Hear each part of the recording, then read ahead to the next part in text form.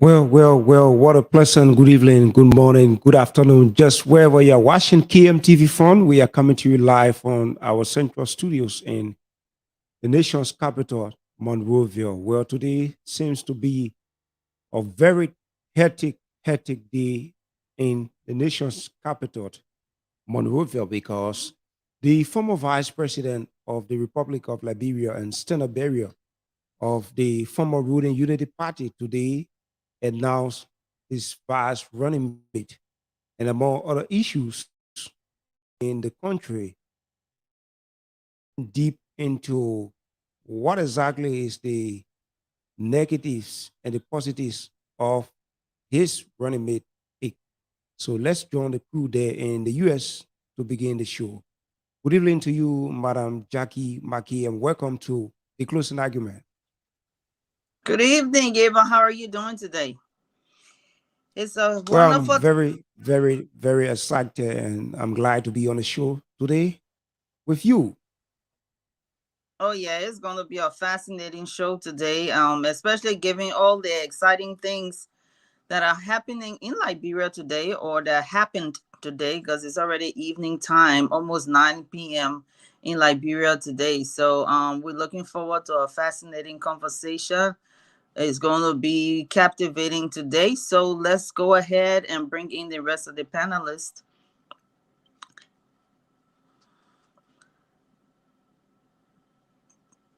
Tomalin, Tomalin, good evening on your end. Kev, good afternoon. And to our viewers in Liberia and around the world, good evening, good afternoon, good morning. Hi, Ben.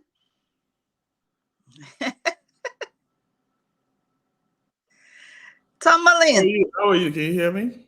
Yes, we can hear you now. Okay. Kev It's the Hassan, same. you My are. internet is not stable, so.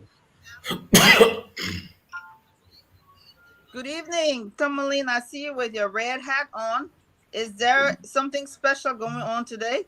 No, I was coming from the program today. I just went water side. I saw this hat. I love this hat. I always see DJ Blue with this hat, so I told Oh, him like he told me I said I like the hat from Hot FM. oh, okay. I thought it was a special occasion. No, That's no, the no. part. Today was green and white day in Monrovia, so that's why I wore my T-shirt to show that I am for nobody. I'm independent. Ben looks like he has on a green t-shirt. Nice try. Nice, nice try.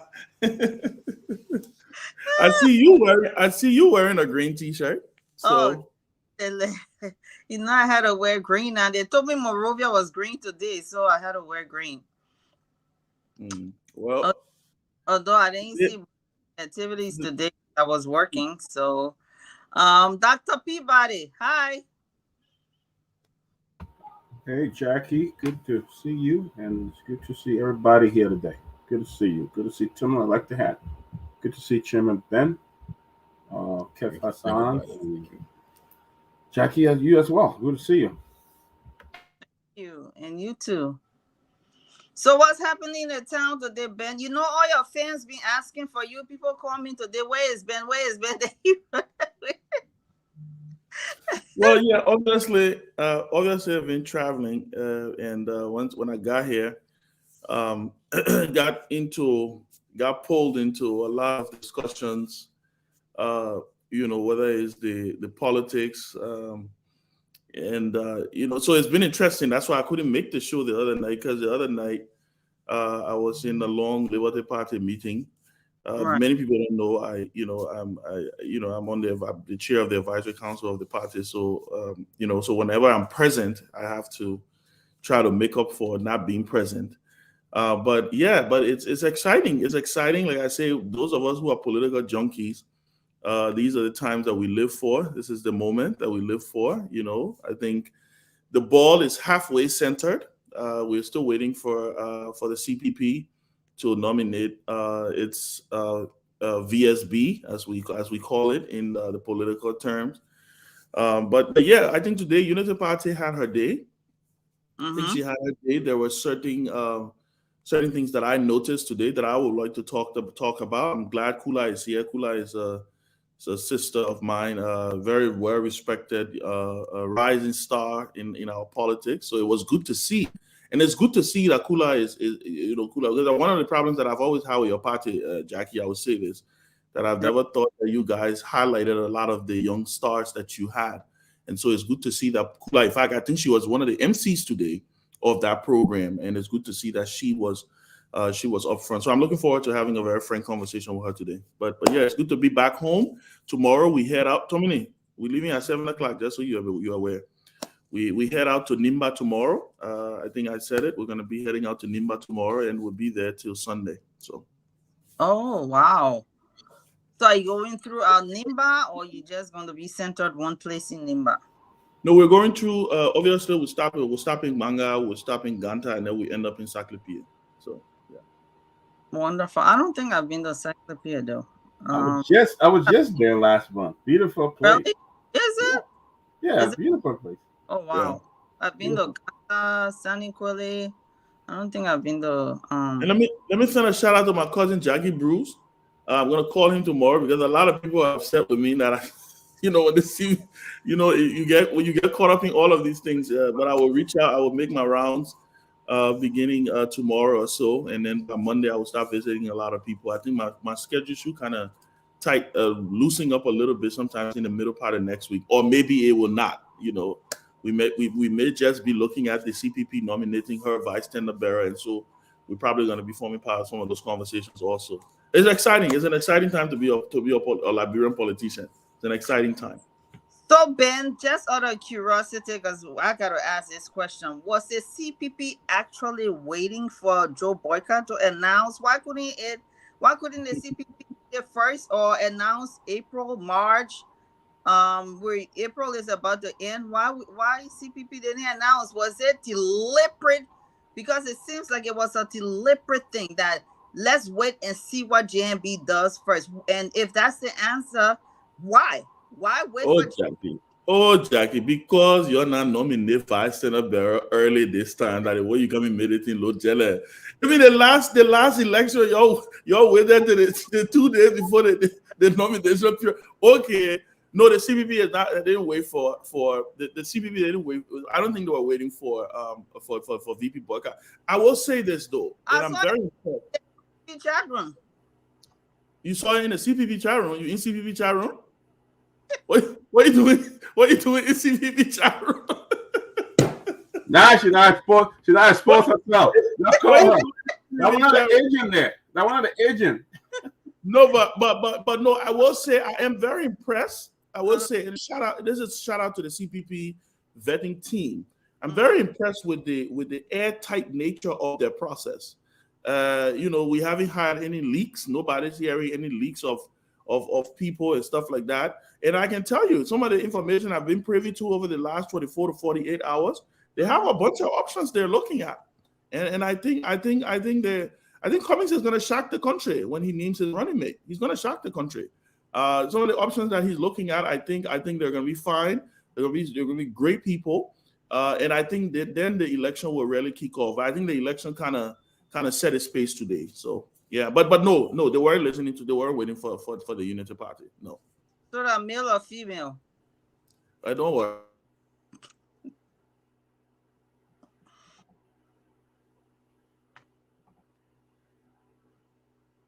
Oh, he's frozen. Because I know where you're headed. Okay, so once again, welcome our viewers in Liberia and in the diaspora.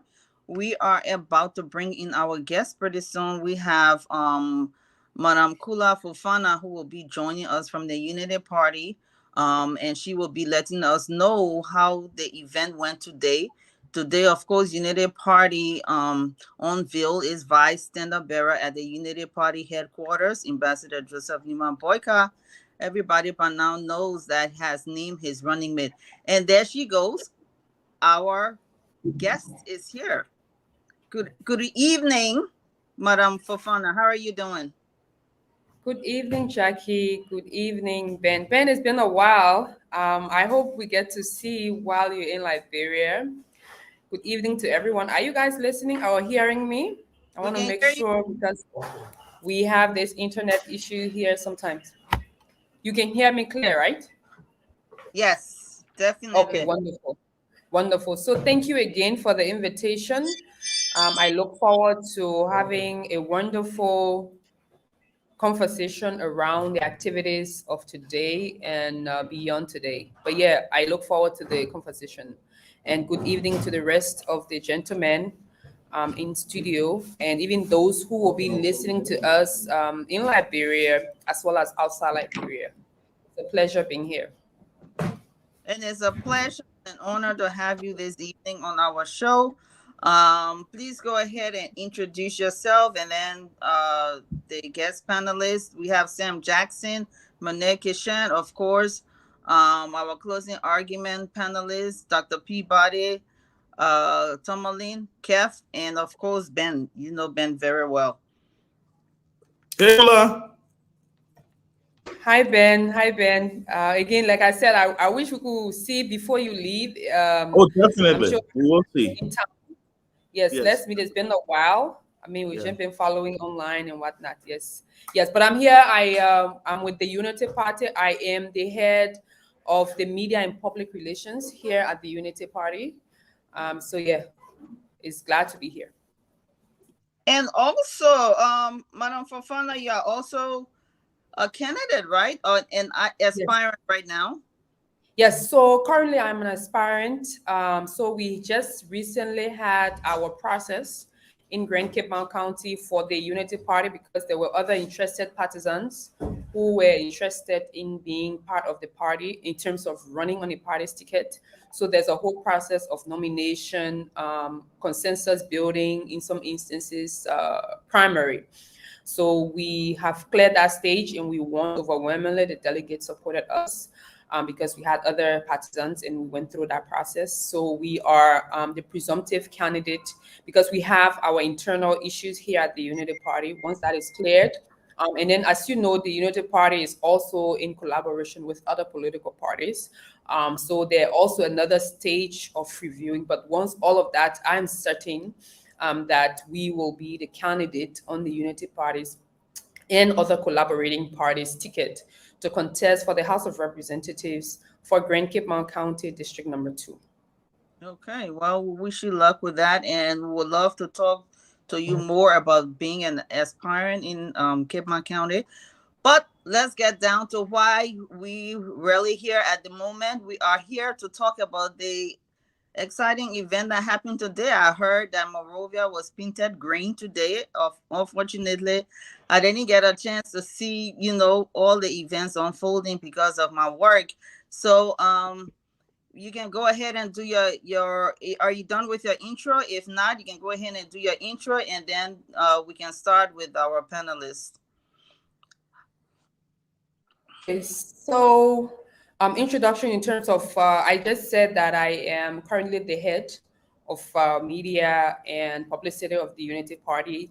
In terms of today, introductorily, today was a good day in our party, in the country for the most part, because today brought together people from all walks of life. In fact, the unfortunate thing that happened to me today, when I saw a moment, there was a very old and elderly lady who came way earlier before the program, and she insisted on climbing these stairs because the Unity Party headquarters has 2 floors.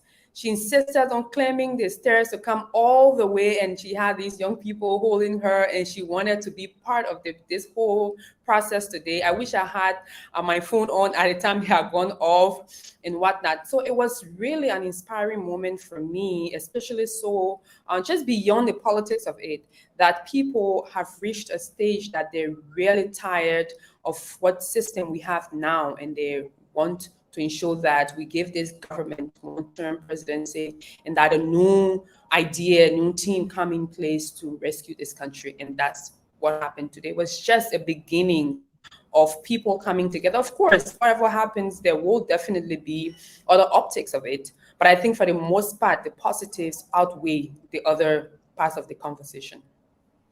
Okay, wonderful. So we're going to start with Ben.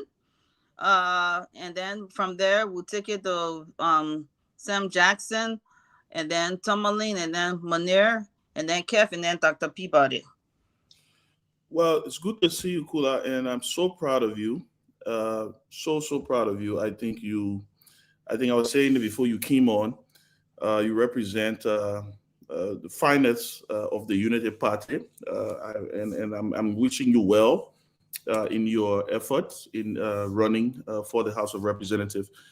Let me ask you this, and congratulations also on winning your internal process, and we look forward to seeing people like you in the House of Representatives, regardless of party lines. I think you represent the best that our country has to offer. So I want to say to you again, I'm very proud of you, and I will definitely see you before I leave.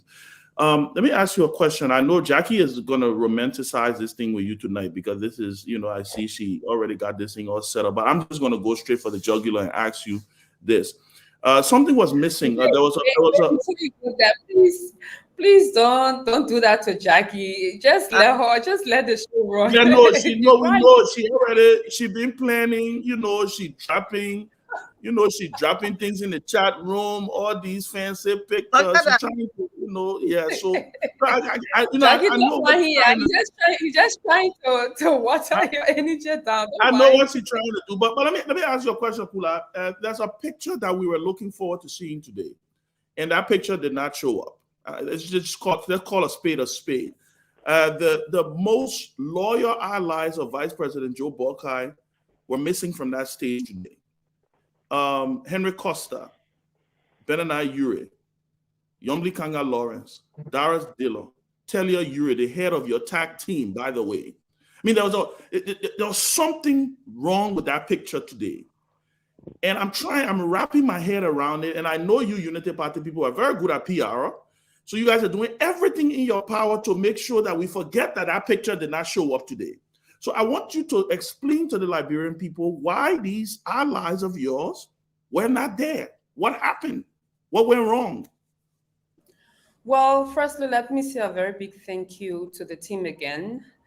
And, one of the things we really want to be able to focus on this evening, and even beyond, we can talk about the picture or the optics, but there was a great success today. And for the most part, we know this has long been coming. And I mean, the entire country, I'm sure you all have had a discussion on this platform about when will JNB pick his running mate. And not only this platform, there has been a lot of other platforms. A lot of conversation has happened in this country for over, I can say, a couple of months or even a year leading to today. So the fact that we are able to come to this stage and there were people having conversation, there were consultations happening, there were people with great interest. So the fact that there is a competition of ideas and there are names on the tables, a committee is set up, Benjamin Sanvee, for example, is seen as someone who could be picked, and Benjamin Sanvee has been talked to. He wants to be part of this whole thing. So when it doesn't go in Benjamin's way, obviously there are people who react to things differently. There are some people, for example, if I were in any of the shoes of the individual names that you mentioned, I would have chosen, for the sake of the Liberian people, for the sake of this process, for the sake of the mission, especially so knowing the reasons why we even started the conversation, that it was not about me as an individual or you as an individual. It was about the country. It was about changing this system. So whatever conversation, it shouldn't be a selfish issue that if I'm not selected or if I'm not considered, then I would just throw the entire idea away. What was the why in the beginning? Why was your issue or interest in joining a mission to rescue or to save Liberia or to change the system we're dealing with? That should be the focus of the conversation. So where individuals, like you said, there were people who we all started this conversation together, people who had an interest, people who were talked to in different ends. And at this stage, whether we like it or not, it's not possible that 3 people are going to be picked as a vice presidential candidate. It's just going to be one person. So if this individual or these individuals chose not to be a part of a bigger conversation, That is a different reason. So each of these individuals come from different political institutions. They come from different political representations. So for example, if probably a party will say, we want to consult more. This is what your party did, for example, the Liberty Party, or at least with Senator Yombi Kanga Lawrence, where she did speak and said that they are consulting.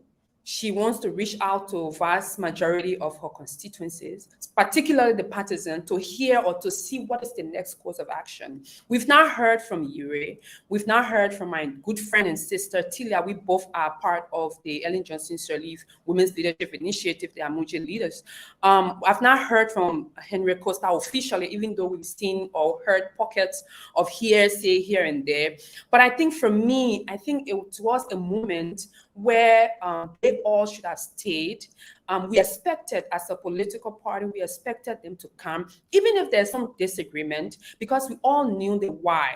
The why was bigger than JNB. The why was bigger than the selected vice presidential candidate. The why was bigger than any individual. So the issue was, we have selected, or JNB has picked, Senator Jeremiah Kuhn. So the conversation now will be on the table. Where do we go from here? Kula, I beg you. I know we do understand.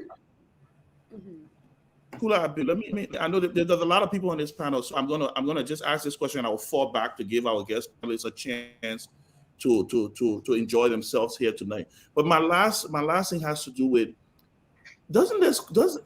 obviously there's something wrong here, Kula, and I see you're really trying hard to spin this. Does this not call into questioning the leadership ability and capability of Vice President Joe Buckeye? The fact that every single one of the people who he was considering, right, or their camps, the fact that each of them were made to believe, because for some reason, at one point in time, it was all but certain that Yomli was about to be this nominee. Then it went to Costa, right? And then coupled with the fact that 3 months ago, Jeremiah Kuhn was an associate and a collaborator of the ruling party. So how do you explain that your allies, like I said, I hear you say they should have put the country first, they should have think about the bigger picture, but don't you think there's a way this thing could have been done? Because I'm trying hard to believe that all of them will boycott. Every single one of them will boycott this program. But you know what else happened today? Do you know what has happened today? Yes, you may mention individual names as these individuals and key leaders in the discussions that have been had. But another thing that happened today, partisans of those political institutions were present. Partisans were present in the event here today. And we understand, yes, it calls for interest. And let me tell you what led to today. Ambassador Joseph Yuma Boakai did not just decide and say, oh, I'm just going to call this man or this person to become my running mate and not have conversation and not speak or not tell these people or not tell our good friends, our political allies, that we are going to make this decision. I'm sure you all been in important institutions. You've all, in fact, there was a point in time that I was being considered as a United Nations UN representative with a youth envoy. And because there was a whole selection process, and in fact, a day to when they were going to do the announcement, they called me, even though I went to the highest, almost the last stage of the process, and I was amongst the top 3. They called me and informed me that, Okula, thank you for this person. Congratulations, you made it this far, but you're not going to be selected. So it is just a normal professional process. The Ambassador Joseph Yuma Boakai did call individuals, spoke to them, consulted, spoke to them. And the other thing is, Ambassador Joseph Yuma Boakai did not, and quote me on this, did not promise anyone. He did not promise anyone that I'm going to make you my VP candidate, a choice. And then if that had happened, then you can say, oh, yeah, the people have a right to just publicly boycott or just do this or do that. But he had consultation up to last night, up to yesterday.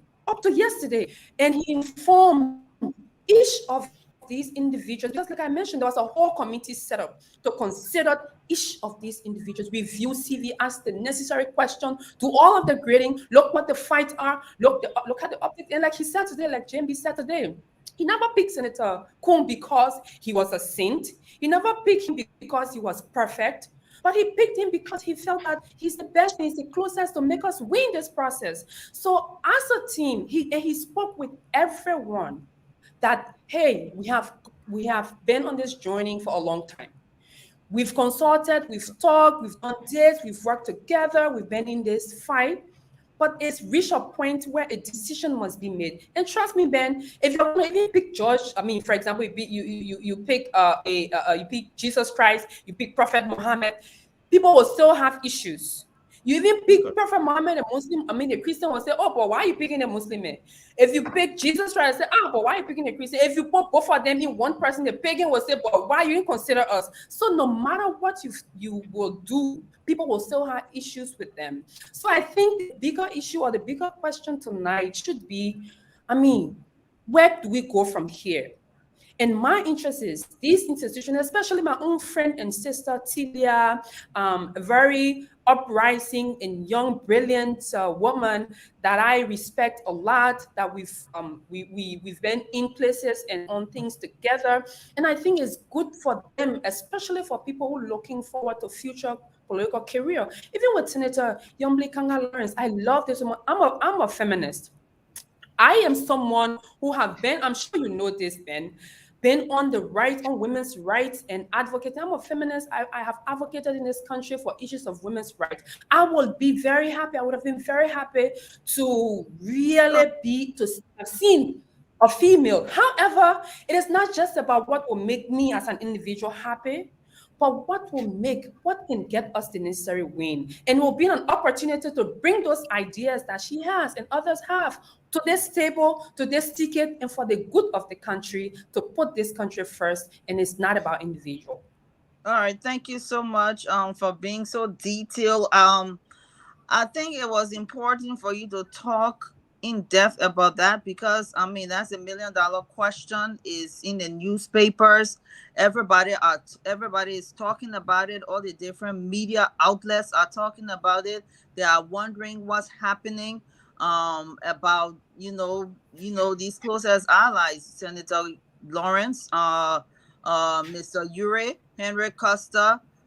So everybody's asking that question. So I think that's what I felt the need for you to go ahead and try to explain this in detail so that people understand what may have happened, because a lot of people are still like wondering out there what's going on, especially from the event today, which really climaxed and really made people conclude that, oh yeah, something must really be going on, because for the last several months, whenever they saw JMB, they saw Mr. Ure or Senator Lawrence. And whenever Henry Costa was on his show, he always, most of the time, talked about his Uncle Joe. And Henry Costa is like a son to Ambassador Boyka. So with that being said, we're going to go ahead to the next person. I see Sam Jackson is not there. So Mr. No, I'm here, but my wife is passing. Yes. Mr. Jackson, I just wanted to add that the question we should also ask, who were the people who were there today? Even though, yes, there are some people who were not there, but we saw people who had breaking away, who were far away from the Unity Party coming back, like former chairman.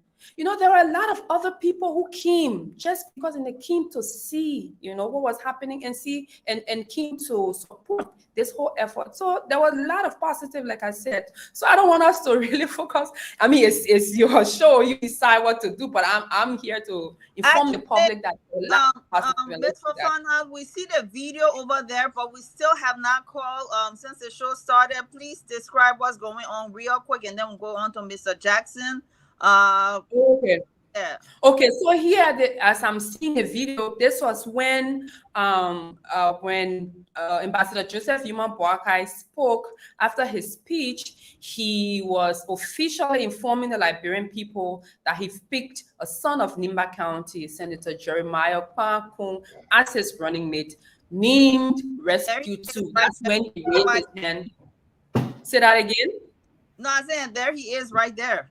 Yes. Absolutely. And the interesting thing is there are two things about this picture. One is you see both of them wearing white to show a sign of peace, a sign of respect, a sign of one voice in one word, a sign of two different generations. But most importantly, I like to show you the picture that you were showing of JNB. If you look at his sleeves, you see his sleeves are rolled, meaning they are ready to work. He is ready to this rescue train. That's good. Okay, so for the sake of time, we're going to do maybe 90 seconds each person, so that we can make the rounds, make at least 2-3 rounds before the close of the show, and then we got to take calls. So we got to keep our questions at a minimum, and then the answer as well at a minimum. So go ahead, Mr. Jackson. Thank you so much, Ms. Fofana. Yeah, Miss Kula Fofana, it was nice to meet you. Great. I mean, you had a pretty a decent outpouring of support among your partisans today, and I would also like to say that the manifestation of what happened today was the democracy that was birthed, that many people fought for, including myself and Bacchus Matthews and Oscar Quia, Emma Sawyer, and others who are not around today. But also, I'd like to say thank you to President George Nyenwolo for nurturing that democracy. There were no incidents, contrary to what some people were speculating, that the ruling party would have tried to undermine the peace and serenity of this thing, which is a total nonsense. But you were well protected by the security forces of this country. We're using UNSO's revenues now to support our security forces. Okay, but it's clear that no one is delusional here. This was not a unity party today. This was a fractional party. Let's just be very clear about that. It was a fractional party. And no matter how you try to parse it, no matter how you try to nuance it, no matter how you try to make it look big, the first thing a vice presidential nominee should be due to a ticket is to bring unity. And the fact that Vice President Boyka could not bring unity is clear that he may not have offered the vice presidency to any one of the candidates who were in the race, but he was dangling the vice presidency to those people. Because if he weren't dangling the vice presidency to people like Henry Costa and Yombly, they would not have taken the stance they've taken. It would have been clear there would have been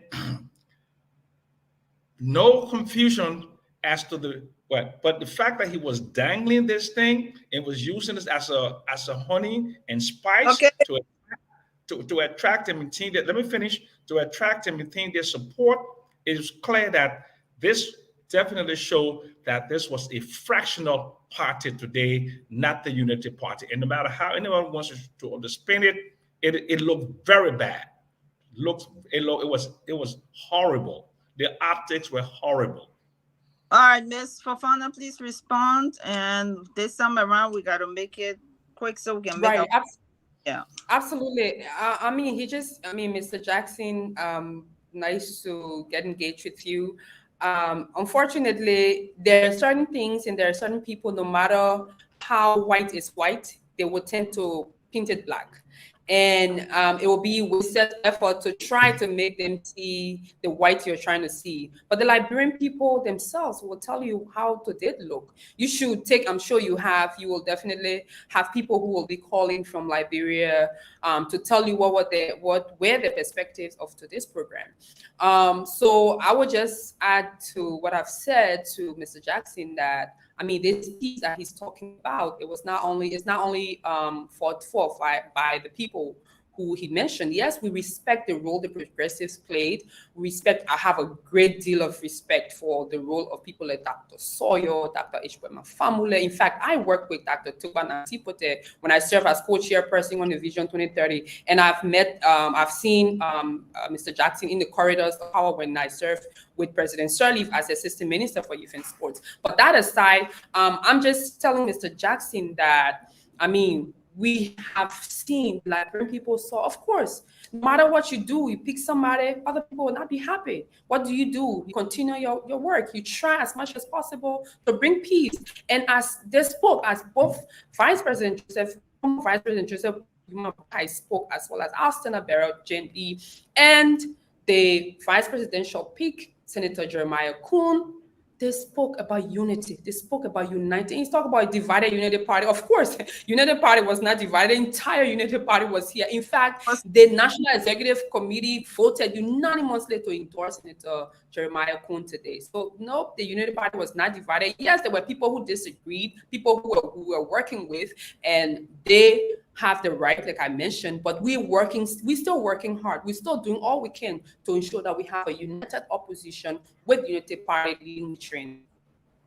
All right, thank you. Well, there we go. She said it was unanimous. Tomalin, you were there today at the event, right? Yes. Okay, so go ahead with your engagement with Ms. Fofana. Well, good to see you, Ms. Fofana, and the rest of the panelists. Well, today was the UP Day. They made a statement, and in a heavy downpour of rain, it was raining very heavily, and the partisans braved the rain to show up. And I met the Secretary General Amos Toy. I met Bangalu Ko and Mo Ali. All these guys, I met them, and the partisans show up today. They reminded me about the CDC during the 2005, 2011, 17 when they trekked long walk distances to go to the party headquarters. And that's why I saw the UP partisans. And in fact, what happened to them, what I saw was in the city, there are some of them who did not attend, had the t-shirts on. They were all in different parts of the city, just together and talking. There was a day, all day. And for me, I like to engage people as I was engaging people. And most of them, they didn't care about the politics of whatever people were saying about the candidates. They resolved that the candidate they were going to take, they're going to support that ticket. And all I can say is that, like I said earlier, in past interview, I said, once the tickets are formed, we're going to know what it was to get a state of the race. Now that we have the CDC, UP came up today. Now we're watching the ANC. The convention is, I think, next month. And I know they are preparing too. And they're also looking at some candidates for the VP picks that may shake the race too. So we're going to see by next week, in May, we'll see how everything will form. But right now, we should give you UP the day. They made a day. They had a day. They made a statement today. And the partisans showed up. They were all in the trees. I saw them. I said, "Wow, these guys are they really up for this stuff, though." But they show up today and they made a statement, and they had a good turnout. I will give it to them today. What Jackie left? But let's continue. But then let's go to Keff. Madam Fofana, how are you? Welcome to the closing and argument. Let me ask you this. I know you guys had your day today. Your colleague a green day, but I don't know. Maybe some other people saw something different, but I didn't see what my colleague Tomalin is saying because I did call. But let me ask you this question. Yumli Kanga, I saw Yumli Kanga in the Senate. I saw her performance in the Senate. I saw Dillon's performance in the Senate. Aaron Costa performance on his platform. They all were an anti-government, the establishment, anti the CDC government. And Jeremiah Kuhn is were part of the, the establishment. But let me ask you this question. Can you tell me about Jeremiah Kuhn voting? What I would say, what some of the bills that he voted for in the Senate. Can you tell me some of the stance in the Senate of Jeremiah Kuhn against the establishment that he wants to change? Okay, thank you very much. And that's a very important question, especially I will start from the last part.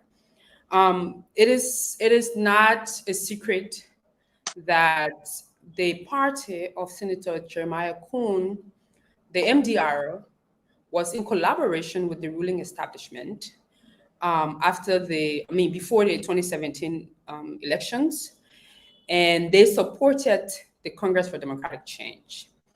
And that's why, for the most part, during the time of his leadership, the party did support this ruling establishment.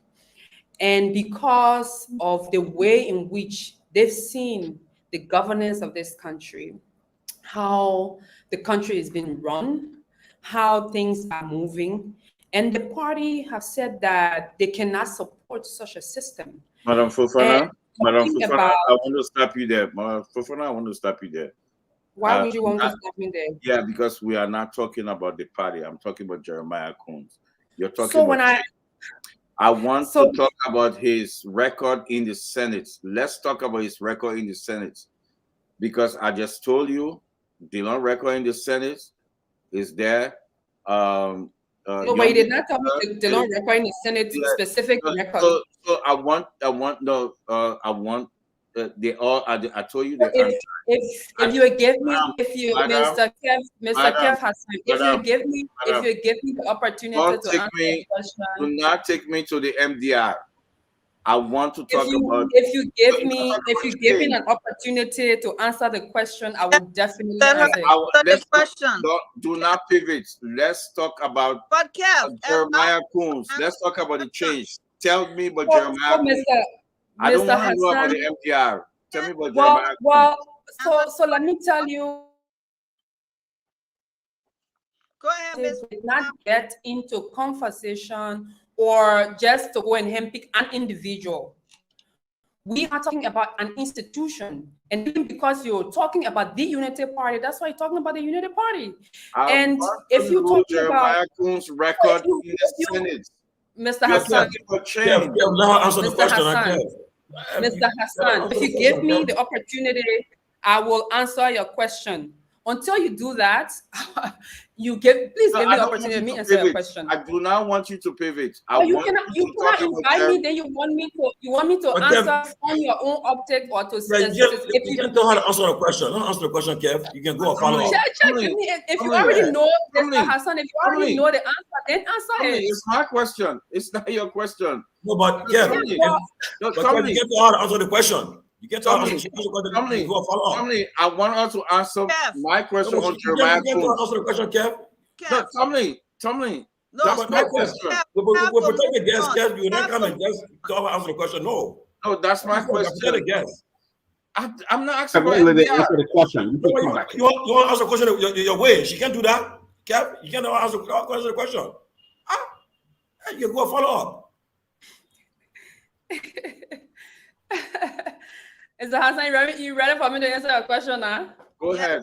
Go ahead. All right. So if you're ready for me to answer a question, I'll ask you to give me the opportunity and respect. So, like I was saying, we entered into a conversation with the MDR, and as we all know, the MDR was in partnership and collaboration with this current government. And as Senator Jeremiah Kuhn was also a member of the MDR and as a senator in the legislature. And so because Jeremiah Kuhn supported this government at the time, that's why he was not vocal against against policies of the government.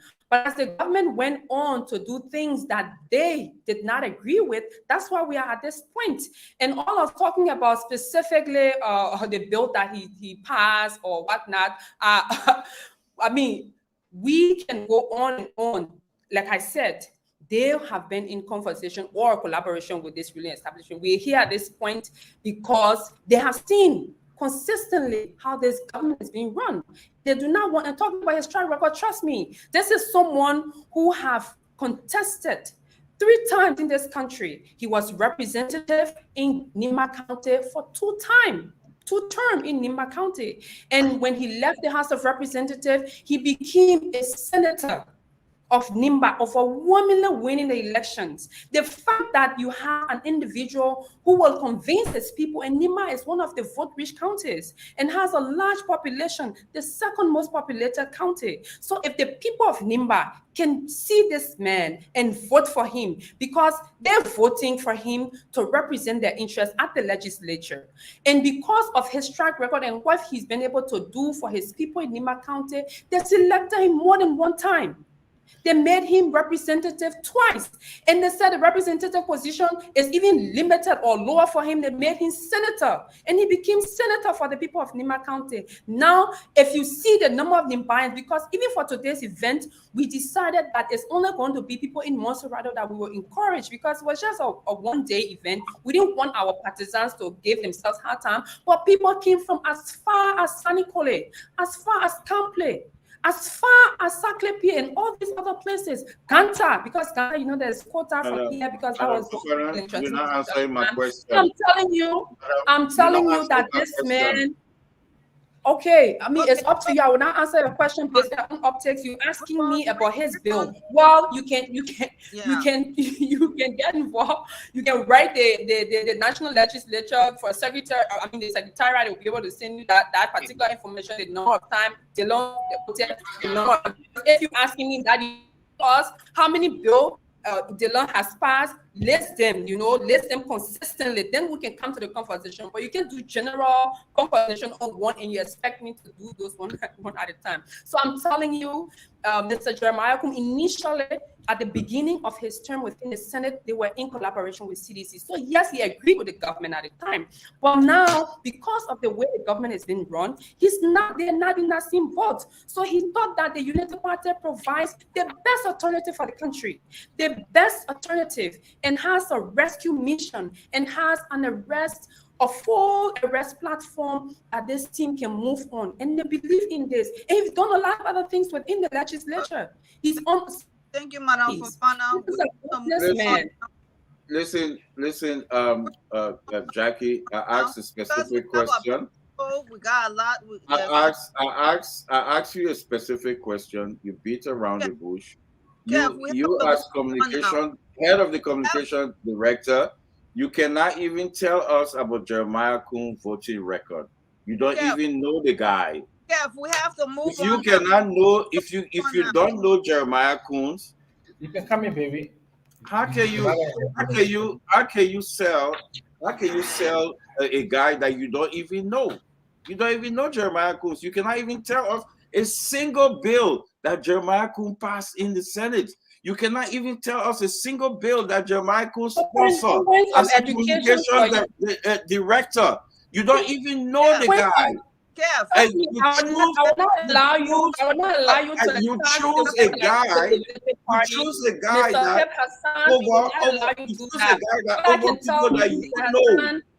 you can Mr. Hassan, I will not allow you to do that. I will not allow you to swap but you don't even know as a communication director. Mr. Hassan, how can you choose somebody that you don't even know? If you don't know, Mr. Hassan, you will engage the conversation maturely. I will not allow you to just be all over the place.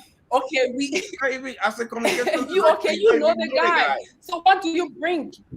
What do you bring? In fact, this is the same guy that the ANC has been running behind. You choose a guy over Costa that you don't even know. That you know. I will not allow you. You choose over Yombly. Yombly record is there. How can you choose Mr. a guy Hassan, over Mr. those Hassan, Yeah, they'll move on time though. We I got have told now. you, the people of Nima have overwhelmingly supported this senator, the former representative. But you don't know That him. means he served his You don't know people. him. He voted. You In fact, can't do you tell know? me. Do you know that Jeremiah Kuhn also recently also spoke against? Do you know that he spoke against this current action of the government? We have to move. But Yeah. But Jackie, I mean, Miss Fofana, this is a man who voted 10 times with the government in everything. He voted for them. Everything he voted for the government. You talk about the optics today. You talk about the optics. Okay, what optics with a man like Prince Johnson, who have been sanctioned for play to play and all of that, sitting up on your stage, feeling like he has some power that he has won and stuff like that. I mean, let's be realistic here. Okay, Kuhn is a great guy. I like him, but this man voted with the government all the time. All the time, his records are there. He voted. Okay, then you have a guy like Prince Johnson who's sitting on stage acting like he really, what I say is what's going to happen.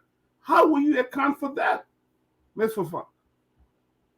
Thank you for your question. First of all, Senator Prince Johnson is a member, the former head of the MDR. His political party put forward and chose Senator Jeremiah Kuhn to be the running mate. And we got involved with this process. So this question or this process is not about Senator Prince Johnson. There were a lot of other people there. You have, in fact, the current Post and Telecommunication Minister, Mr. Cooper Crow, was here today.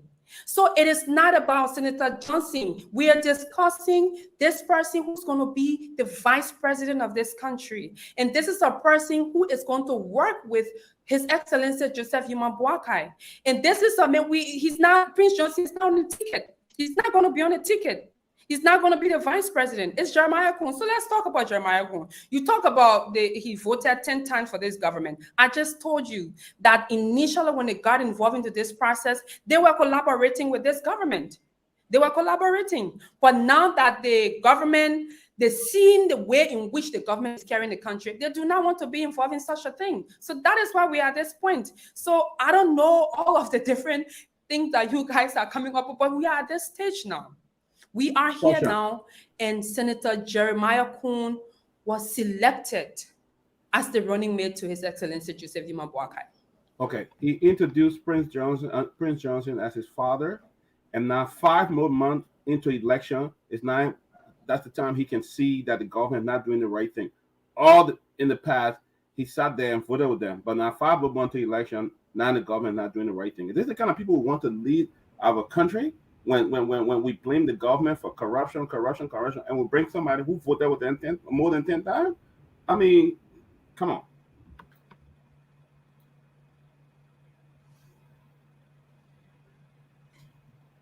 Did she leave? Yeah, I think internet thing like Bureau gave me some. Yeah, it's a little bad. But I think it's only fair. I mean, when you talk about optics, Prince Johnson sitting there, you're introducing as your father. I mean, electing Jeremiah Kuhn is like selecting Prince Johnson. He will definitely control things on what decision or what plan. But that's how it is. Yes, we need to acknowledge our other guest panelists, Mr. George Lobo. Welcome to the show. And then from there we will go. I hope she comes back to Monique Hassan. So, Mr. Lobo, please go ahead. I just wanted to make sure that the atmosphere was calm a little bit. But I want to say thank you. Not officially, but today is my first day on the closing argument. I'm glad to be here. I like the energy. I like the conversation. And I just want to say that the Unity Party stand-up bearer Joseph Yuma Boakai name is running mate today. And we are excited about what the ticket brings for Liberia. Jeremiah Kuhn is indeed a young man that many people, those from Nimba, who've dealt with him, students from Cottington who interacted with him, other Liberians in Monserrado now where he stay or lives, who know him personally, can speak to his character. I would say a few things here as we proceed. This conversation, I understand that there are so many of us who have sides, and I understand that emotions could be running high. Having said that, it is normal. We move. We move. And the reason when I say we move, uh, if we believe, and let me be very clear, today, as my fellow partisan Kula was stating earlier on, Article 51 is very, very clear on the job of the vice president is to advise the president. The Constitution does not demand that the president take the word of the vice president. The vice president does not appoint, does not dismiss. He is there to help the president when the president deems it necessary and delegate responsibility to the vice president. I think it is important when we speak, we should also understand the constitutional requirement of the vice president. Having said that, it is quite fascinating that today now much importance and much have been attached to the position of the vice president, leaving out the standard bearer, the president who will make decisions. Many of you I've seen today arguing, once upon a time argued that the vice president position, the president makes all the decision. Today now it has changed. Jeremiah Kuhn was not chosen to lead the Unity Party ticket. Jeremiah Kuhn was selected as a running mate. It is good to have all these great concerns that many of you are expressing. It is good to ask all the questions that you're asking. But I'll say it to you, when people work in a sports system, sometimes they are good people. But come what may, we have not put a system and a structure in place to be able to test the true nature of every man character in Liberia.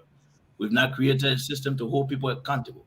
Here in the great United States, with some of the strongest regulations and strongest rules, we've seen mayors go to jail here for the act of corruption, indecency, and so many things. Having said that, you know why? It's because there are systems here. There are laws here. And so today, we believe that today is where we're about to set the new code for prosecution. We look forward to the discussion. But I think overall, we are here today to say that as a party, we've made a decision because you can't lead if you don't win. And for you to govern, you must win. And so once you win, you will be able to govern. We've struggled as a country. I think we've tried to absorb the outgoing U.S. ambassador press release. I think those things, based on what has happened, the Unity Party today, based on what you're saying, is what got people discussing. So we are glad to be here, and I look forward to the discussion. And not just, if your question is not answered as you anticipated, again, whatever answer you want, that's fine. But Dr. Peabody, let me just remind you, I recalled before you left, before I move on quick, before you left the Spoon platform, I recall when Jeremiah Cohen appeared on Spoon, you were one of those who said, I think the logo will come back to that. Okay. I'll wait for you. Mr. Kishan, thank you so much for your patience. Please go ahead and come in. Okay, hello guys, and thanks again. I want to say special thanks to Unity Party. It was your day, but I would tell you that I see nothing much different from your crowd today, because the last crowd I saw for Ambassador Joe Walker, was bigger than that.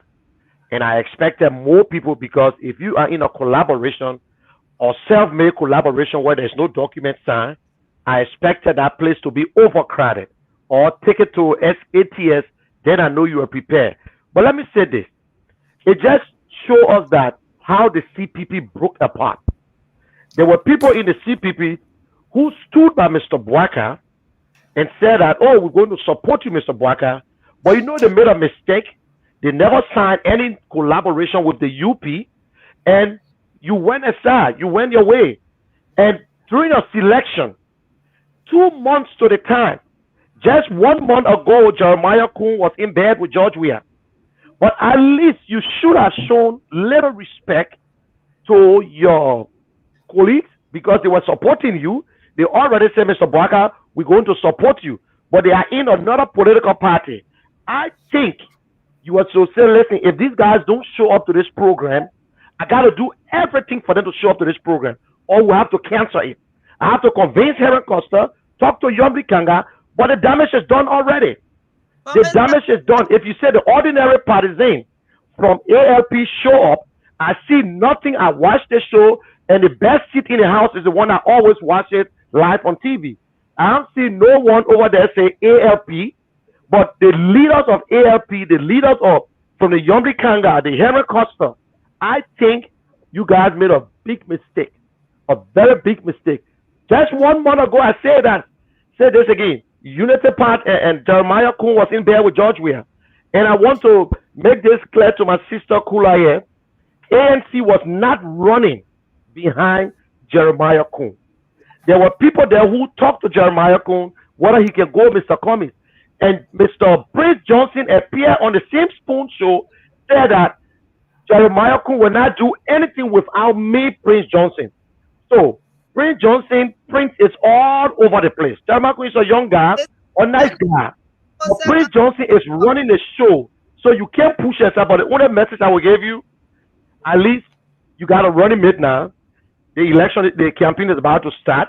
I hope you'll get ready because we will not leave no stone unturned. Mr. Cummings will announce it. So usually we hope that we have a good election, a peaceful election. But we are prepared to bring whatsoever on the table. One thing I can promise you guys. So I wish you the best, and I also wish you the best in your campaign and your thing in Cape Mount there. But one thing in politics, there is no permanent enemy. So the people you push out, they sometimes can be the rejected stone, and the rejected stone is always the cornerstone.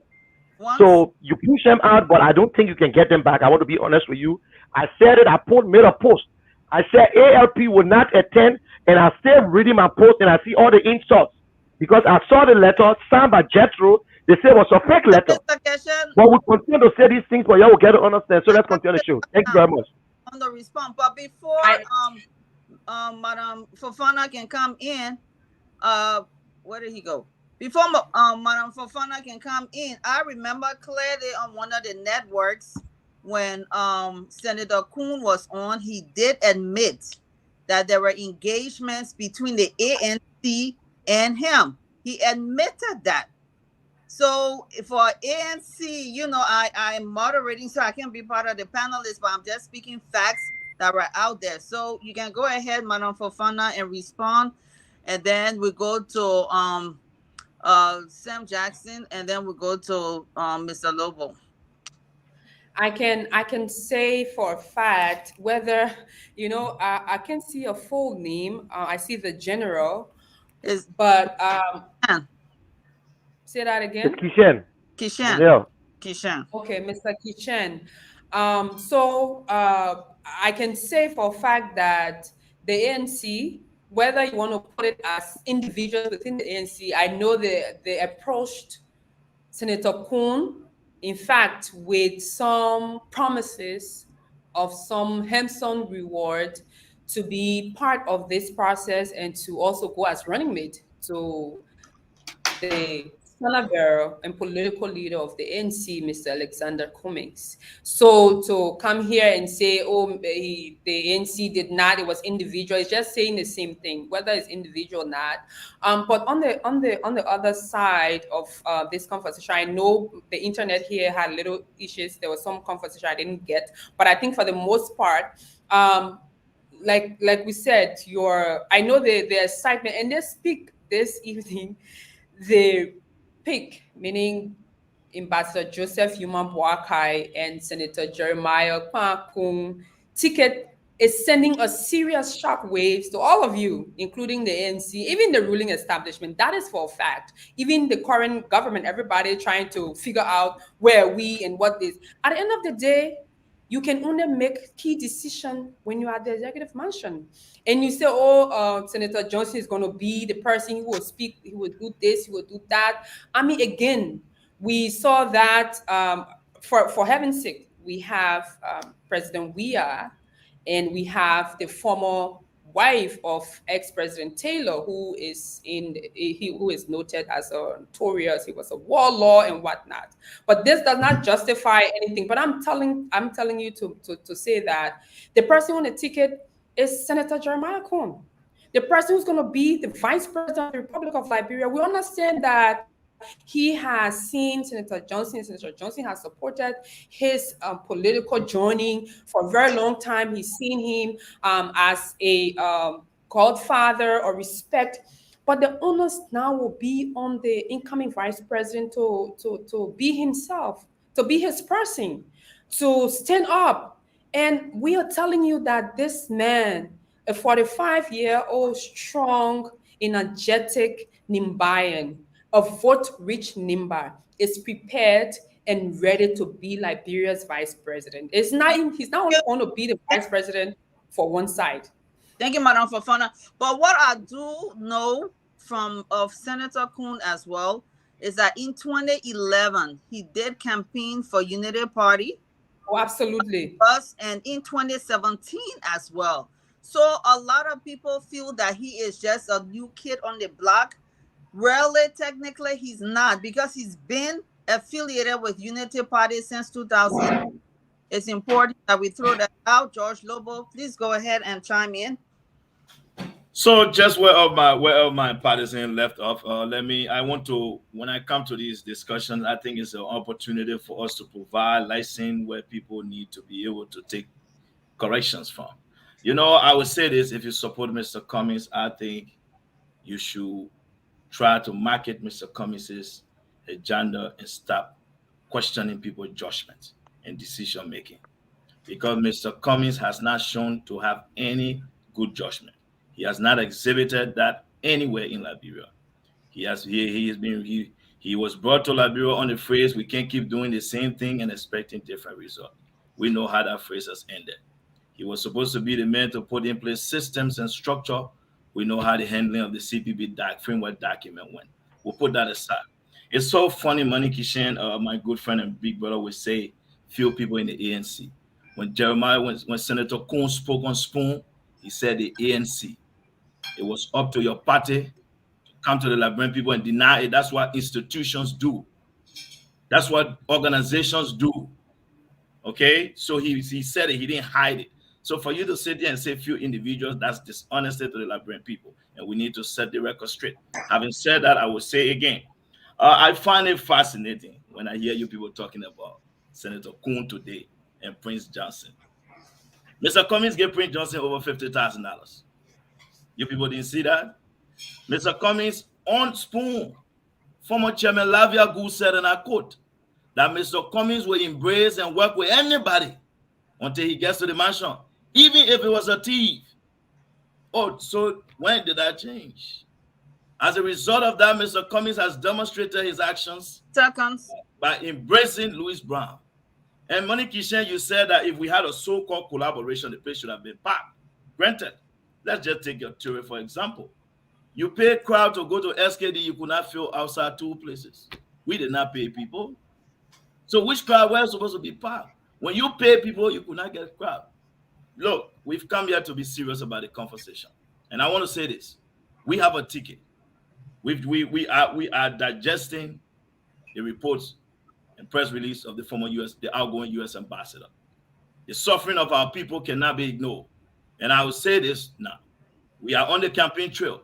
And the conversations that we look forward to engaging with our colleagues from on the other side of the aisle should be on the basis of policy, should be on the basis of programs, procedures as to how they intend to transform Liberia and why they are better than us. But to question us, especially when those who are questioning us are worse than us, I think it is not only dumbfounded, but it is wrong, it is deceptive. And I think if you support the government, you should just sit down somewhere. Go be reading the report and find a response to the U.S. ambassador. And let's have this conversation. So before we move on, that's the photo from today? Because I see people up in the trees. Excuse me. I think we're having a conversation here. But if you gave George Lobo his second time to speak, because he came and he met me on the show, you gave him the platform to speak. And then after I finished, you brought him back. And you think I'm going to sit here and look at George Lobo spreading lies or because it's a UP day? No, I don't think it's fair. I think I deserve my time. I deserve a time. He did the intro and then you are No, because I did my intro and he came back, so you gave you because we're going to go back not to him. because it was 1-1, but you just gave him 2 within or Okay, no so space this or is no fine. time. So I don't think it's When I'm fair. going And to I'm you, watching the time apologize, because but now you I said 90 seconds. apologize. I just want to make it clear. You said, I understand, I accept your apology, but you said, I'm a But go time person. You said 90 ahead seconds, now. but I spoke less than 90 seconds on my When the time. clock And George Lobo came, the first one, Go he ahead. went 4 minutes. you get Go scared when you ahead, speak. Change. Go You know ahead. that. But let's remember I would we not be have afraid of you, George. I beg you, don't don't bring that let's go nonsense around me, please. for Okay, our now, but you No, gave no, me the no. Let's floor. be professional, go please. ahead, Please Mr. tell him to be You professional. gave, no, no, no. I said, don't tell me I'm afraid of you. Don't do that. No, no, Can be you We let him discussing. professional. talk and Okay, then don't say I'm afraid of you. Don't do that. Be professional. It's a disrespect. Don't do that. Don't do that. It's a disrespect. I'm not afraid of you. You do. Okay. You ran away You from you the gave your nice intro. You said you spoke what was in your mind. But let me say this to you. The last time I remember the CPP, when Mr. Bwaka was part of the CPP, that he thought that he's entitled to the standard bearership, he betrayed the CPP. And he took along with him other people. And he betrayed them again. That is what I'm trying to tell you. So you want to talk about making decisions? We got a vice president now, a former vice president who has no record. 12 years. Vice president, the last man to sit in the office with the president. 12 years, president of the Senate, and also member of the executive. Cannot show us nothing that he ever did. You want to talk about decision making? This man just betrayed 3 guys, 4 that stood with him. He betrayed them because of Nimba County. Then you want to talk about trust? Your man is dishonest. And we put all the records out just that we're on the show. But just get ready. I congratulate you. But if you want to talk about Cummings, you wanted Cummings on your ticket. You admitted that you said Cummings is the best man to do whatsoever. Without Cummings, you can't win. Cummings, you go as a vice president, you want to come here and say Cummings has never made a decision or what? He's the better leader among all the candidates. He is the best. And we will win this election. Trust me, my brother, we will win this election. You can go up a candidate. Even if the Liberian poll don't want George Weah, they will not bring the name UP back to power. I can promise you that. UP will not see that seat anymore. The Liberian poll voted for change, and they will continue to vote for change. So that's what I want to tell you. And let's continue. So to our All right. can you hold on one quick second to our viewers? This is why we call it the closing argument. We are not here from one party or the other party. We are here to discuss the issue across the board, whether you are in position, opposition, no position. So on this panel today, we have views from the Unity Party, we have views from the ANC, we have views from CDC, we have independent views like Tomalin, I believe, and Dr. Peabody. He's I don't an know. inactive sedition. He's not independent. But this is why. Hey, you said what? I what? No, Tomalin is inactive sedition. He's not independent. He said somewhere in the middle. So our folks who are listening, this is why we call it the closing argument, because this year, on October 10th, the voters will go to the polls, and there will be about, I think right now, NEC is reporting about 20 something political parties, although you have at least 3 or 4 runner parties right now. So that's what the closing argument is all about. It's about people presenting their parts. And again, one thing I want to the sides. I want to thank everybody here, all the panelists, including our guests.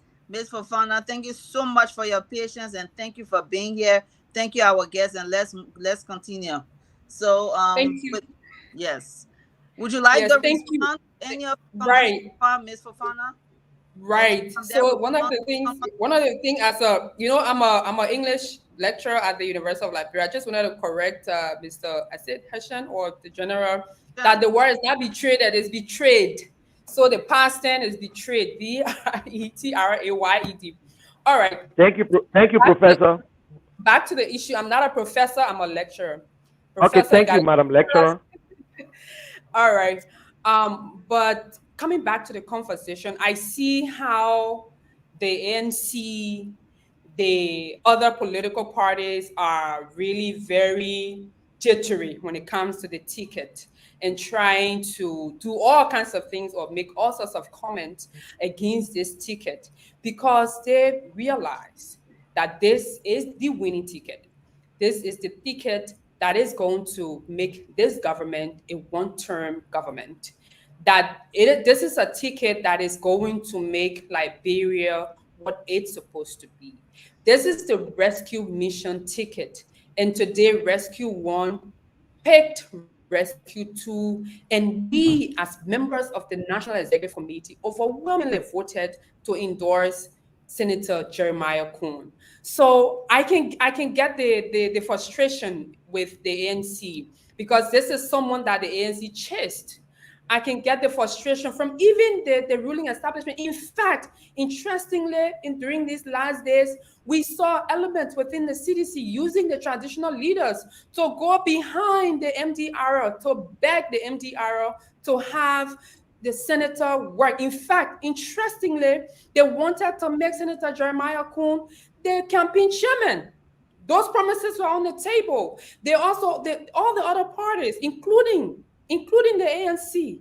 So to come here this evening and make it sound as if the Unity Party has done a worse decision we've picked. This is somebody, it's just like you have the most beautiful girl in town and everybody trying to chase this one girl, and you have this person who have won, and then everybody else trying to look at that relationship and say, oh, the relationship will not even last. They will not even go, let's see what will happen. So, and the important thing is, the Liberian people will decide on October 10th. Because you know what? You go to Lofa County, our standard bearer is from Lofa.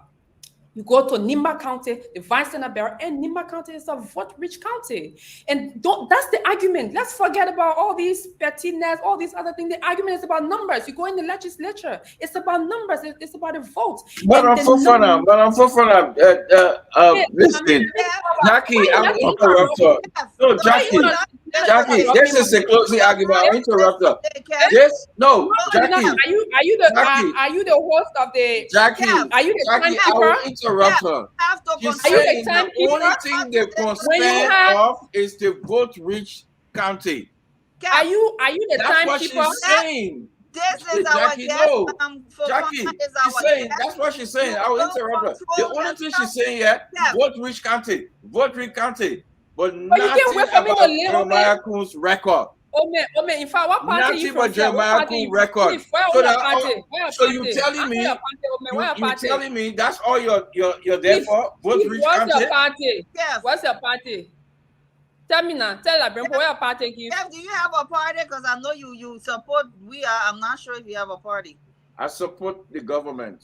I support the ruling party. Okay, you support President We Are. Hey, now you're talking. Now we know. I support. We know why you so hurt.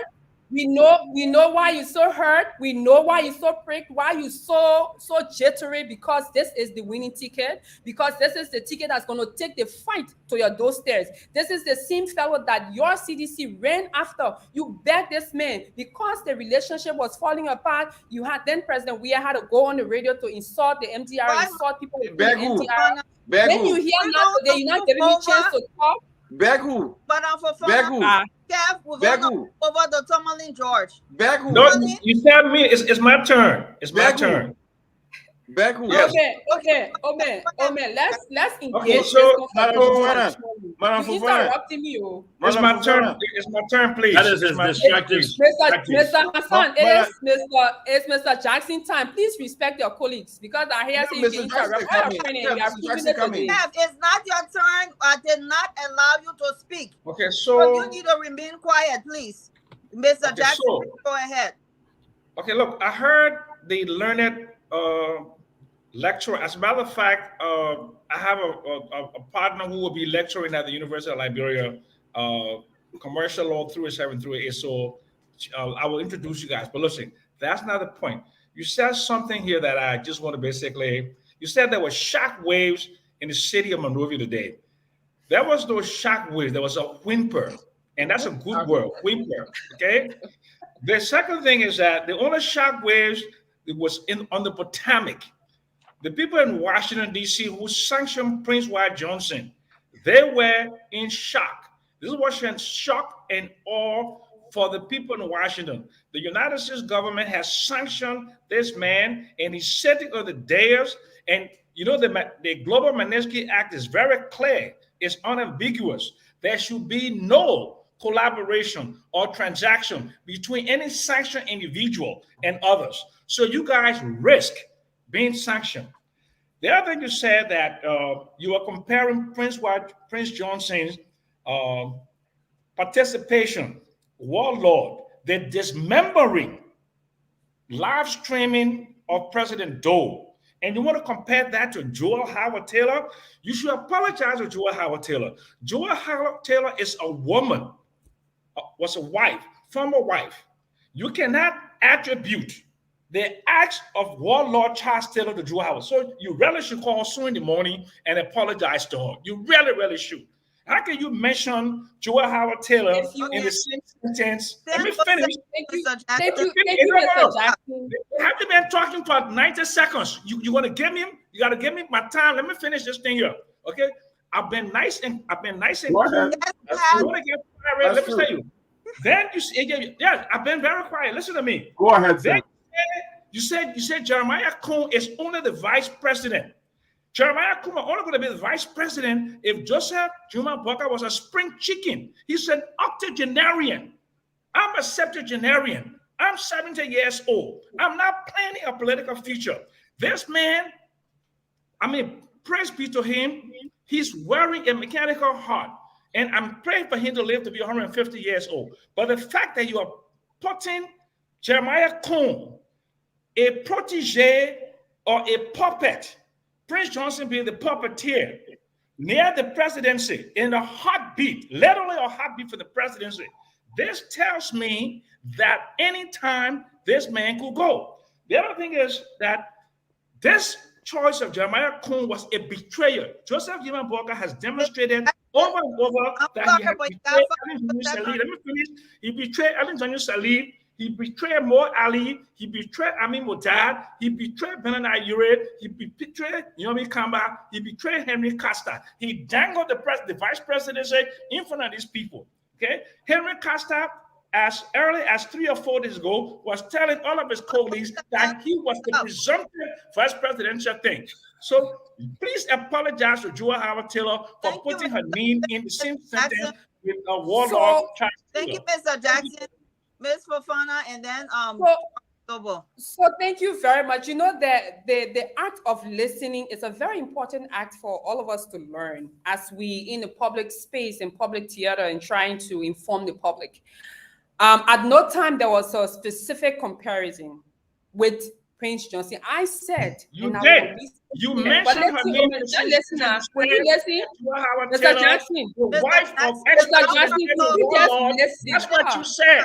Okay, so but let me tell you. You cannot accuse me of not listening. I know you are very close associate to Charles Taylor, so just hold your peace. Yes, he's a very close friend of mine. I work in his government, and all of y'all get blood on your hands. Ellen Johnson Sirleaf, your former boss was the financier of that war.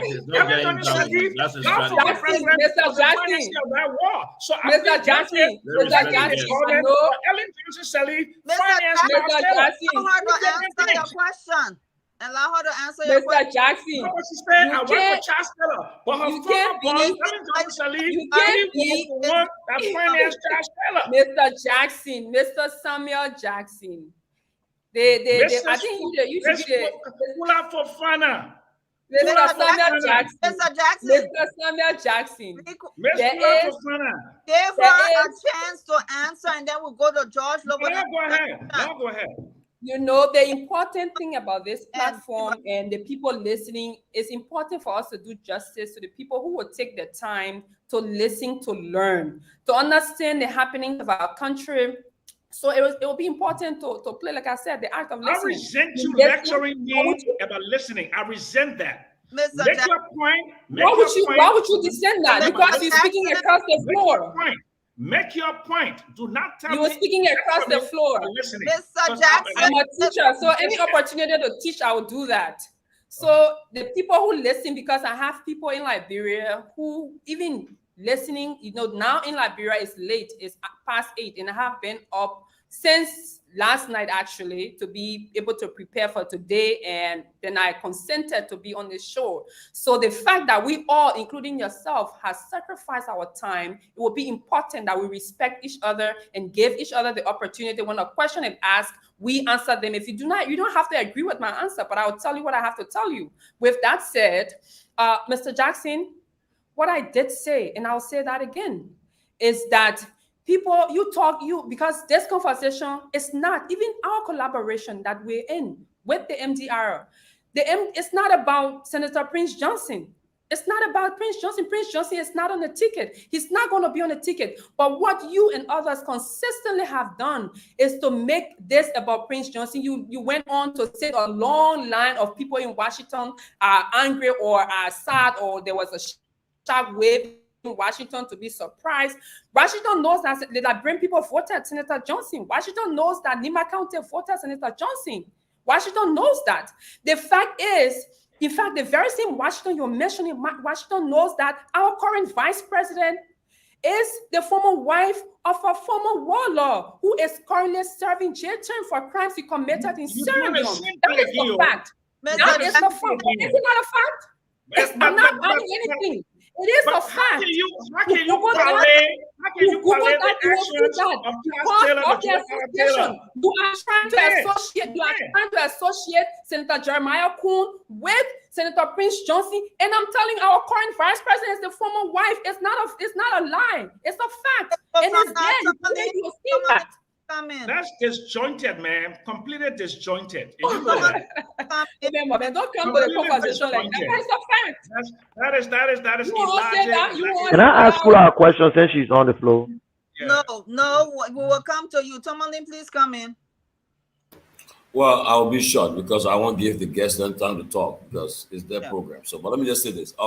Ms. Fofana, one of the concern that I received from those who were part of your camp, Senator Yombly and others, they felt that all throughout the process from the CPP into your leaving the CPP, they were all together, and they all thought they are saying that if there were one of them who was selected as vice president, we would not have a problem with supporting the ticket. But if they feel that it was a sense of betrayal because of the fact that you took someone who was not part of your movement from day one and to be the running mate. Okay, so how do you reconcile that? And lastly, what efforts are you making to reach out to these people? Because I know right now, all tempers are all flared up and everybody's not happy. I mean, I would not be happy too if I was in their shoes, though, especially the long journey we took. But what efforts are you guys making? Frantic efforts, because to go after them to see whether you can still reconcile with them, because right now people see you as you guys just they feel used and betrayed. So what efforts are you guys making? My two questions. Thank you. I think that's a great question. For the first part, especially in relations to how people are feeling now and they feel betrayed, because the fact is, like I stated, His Excellency Ambassador Joseph Yuma Boakai did not promise anyone that he was going to pick them as the running mate. We know there was a collaboration, there was a conversation, and there were expectations. And I think what happened, because expectation became so high, at one point, one person thought that they're going to be picked, and this whole game of chess. But like I said, the bottom line remains, what was best for the country? What was important, and most importantly, what was the winning ticket? What I can tell you for a fact is that this government, this ruling establishment is willing to do anything and everything to maintain what it is, even if it costs for this government to take resources, public resources, and go and pay people to vote and keep them in power. They are willing to do that. If you are up against this, what can you do? What can you do? So what we are saying, all is not lost. The Unity Party, the NDR, the Rainbow Coalition, and a lot of other parties that we're in conversation and collaboration with, the MPC and others. All is not lost. We're reaching out, and we find out that this ticket is the best ticket to ensure that the reconciliation happens. As you said, numbers are up. Everybody is angry. And the other thing I want to add is that for Senator Yombly Kanga Lawrence, a mother, a sister, someone who has fought with the Unity Party for a long time, but also what the question that she should ask, what is her political future with this movement, with this rescue team? How can she stay for us to work together? Also to Henry Pedro Costa, he's young, he's inspiring, he has everybody brings something to the table. The thinking should now be, what do I stand? What is the future? It is not only about now. Yes, elections will come. Election is in less than 6 months, between 5 to 6 months. After that, what next? We all need to work together to ensure that we steer this rescue team. And because, like I said, the singular goal is to make sure that we unseat this government. And let's work together. All is not lost. We're making effort. I'm sure at this point, the SB and the Vice SB, they're both concerned. And they're both reaching out specifically to see how we can remain in this collaboration and steer this process together. Thank you, Ms. Fofana. Okay. It's 6:11. We have to go to the phone lines soon. The crossfire movement is over. There's no more going back and forth. At this point, you say your comment or your question, and if anybody starts to argue, we will just have to mute you. Let us have respect at this time, at this phase, until the show ends. You ask your question, you say your comment, you allow the next person to answer the question, and then we move on to the next person, because one for time, there's no more crossfire moment at this point. So, Kev, Can I ask a question? Mr. Jackson, Dr. Peabody, Mr. Ken, Mr. Noble, please let us adhere to the rule this time around, because we got to go to the phone lines right now. And thank you so much, Madam Fofana, for your patience. Thank you so much. So we're going to go, and then Mr. Kishan. You know, let me thank my sales schooler for Fana there for a great delivery.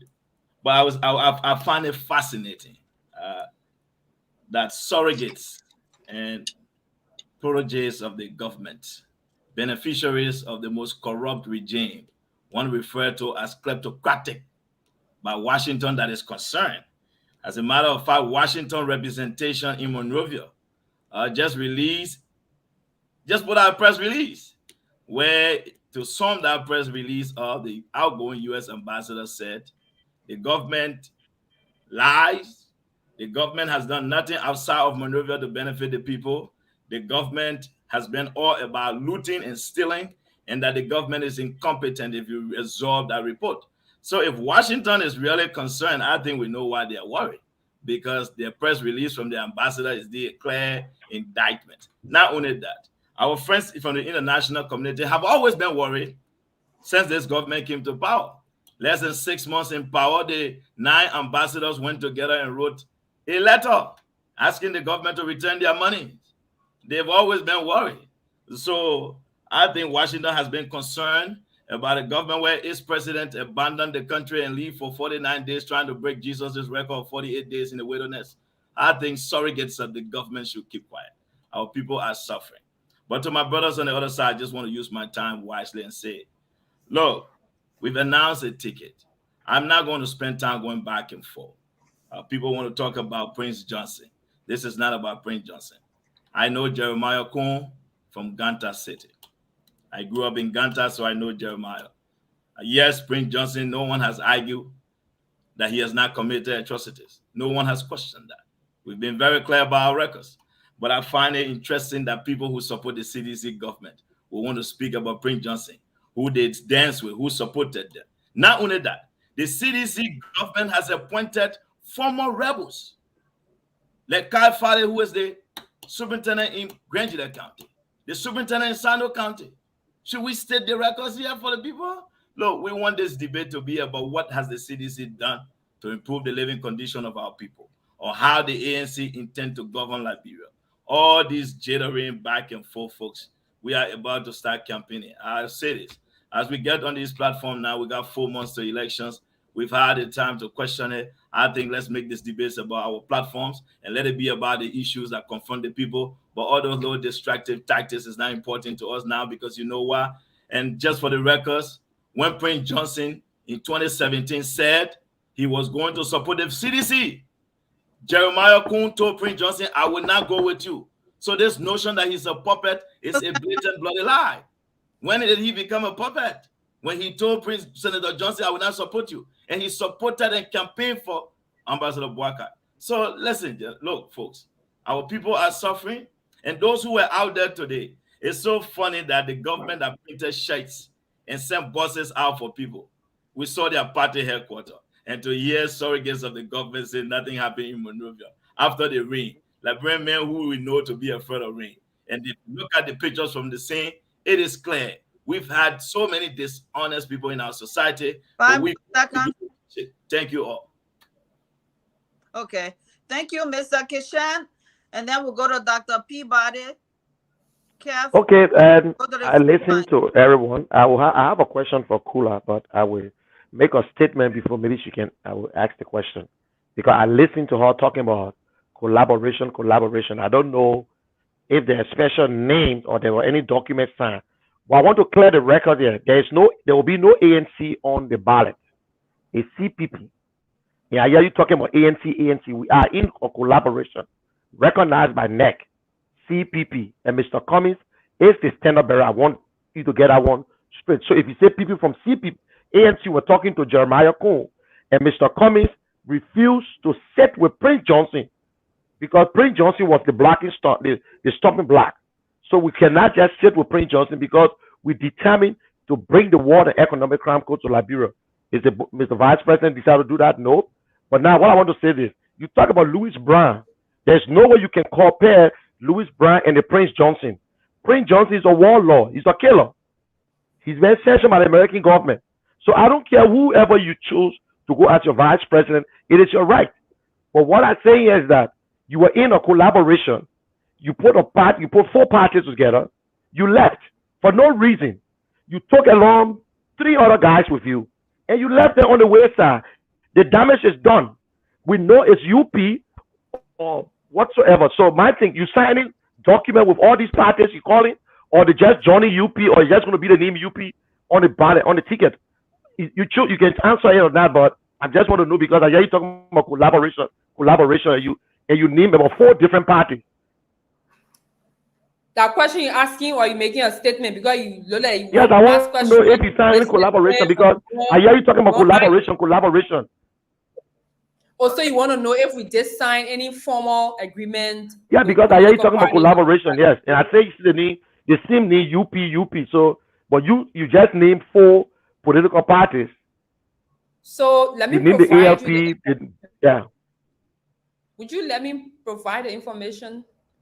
So the Unity Party has a constitution. Likewise, there are elections law, and there are timelines to enter into official collaborations, and there are also timelines to enter into other processes. So what happened today? There was not an official documentation signed to say, oh, this, and because to do that, there are guidelines. So what is happening when we say collaboration, coalition, friendship, unity, coming together, these are all semantics. But the message is that other political parties, other friendly political parties are working along with the Unity Party. So you're not going to see where there's going to be an official or like a name change. I mean, you just say, oh, the CPP, yeah, we know CPP is there, but we know it's ANC sub CPP. We know it's going to be their CPP. However, the message is, or the information is that there was not any official signing because the timeline and the decision, in fact, the decision of the party is not to form a new coalition, but it's to collaborate, is to work together with these political parties, these friendly political parties. And additionally, our legal team are working on currently all the legal modalities to ensure that we have, but on the ticket, you will see Ambassador Joseph Yuma Boakai as presidential candidate, and you will see Senator Jeremiah Kun as vice presidential candidate for this coming October election. So you are just pretending there's a coalition, but it's just the same UPP, just like you feel it's ANC, it's not CPP. So you want pretending it's coalition. First of all, you also know, Yeah, because he's asking, you asking like you want me blow up or not? It's not blood. After I speak, when something is serious, I'll be very serious. It's time to joke. I joke about it. So I'm not mad at you. I'm not pissed off. Nothing. Don't worry. All right. That's how I speak. It's good. Yeah, it's good. It's good. No problem. Everybody's different. So in terms of your definition, that's quickly 30 seconds or even less. Yeah. Or even less. So you're not going to see Unity Party. You know, this whole conversation, there's Unity Party, there's MDR, there's Rainbow Coalition, there's MDC, there are other political parties that will be supporting, but it's not going to be under one banner. If you see campaign flyers and everything, you'll see the logos of these political parties, but there'll be one ticket, and that ticket will be the Unity Party ticket where the other political parties will support. Thank you so much. Okay. So next is going to be, was it Dr. Peabody or It's my turn, yeah. Okay, Dr. Peabody. Ms. Fofana, we haven't talked about your political, your plans to run for representative and what you plan to do. But I want to pivot back, and then maybe I just sum up everything with one question. You said earlier that Vice President Boycott did not promise anybody he was going to make them vice president. He did not tell anybody. So if he did not, why were the other folk upset and stay away? Why did they think he was going to make them vice president? Why they all came out and was talking? Or if he did not, why did they stay away? Because it appears that this could divide your collaboration or your party, because if he didn't, then why did they stay away? Well, then let me complete. Then my next question is, why you want to contest? I believe in Kit McCartney. Why? Yes. You want to contest the representative you going for, or the senatorial seat? Which one? Representative, okay. House of Representative, District Number 2. House of Representative. Why is it that you want to contest that? Okay, so let me start with your first question around if he did not promise anyone. Like I said, sometimes you in a conversation, there are expectations. There are very high expectations. And because everyone knew that there's supposed to be a selection of one person within this friendship, so it's automatic that people will be expecting to pick me because I have been here, we've done this together, we've done this, we've been here, we've done that. So there's this natural expectation that I will be picked. And also, like I said, there was a committee set up to review all these interested parties to see who could fit the bill. What are those indicators? Within the Liberty Party, for example, there were issues with Senator Lawrence's side of the coin. There are also issues on all the other side, but the committee looked on every angle. Like the SB said, the Senate Bearer said today, he was not looking for a cent. And because he did not promise anyone, but there was a natural, as expected, expectation that someone will be picked.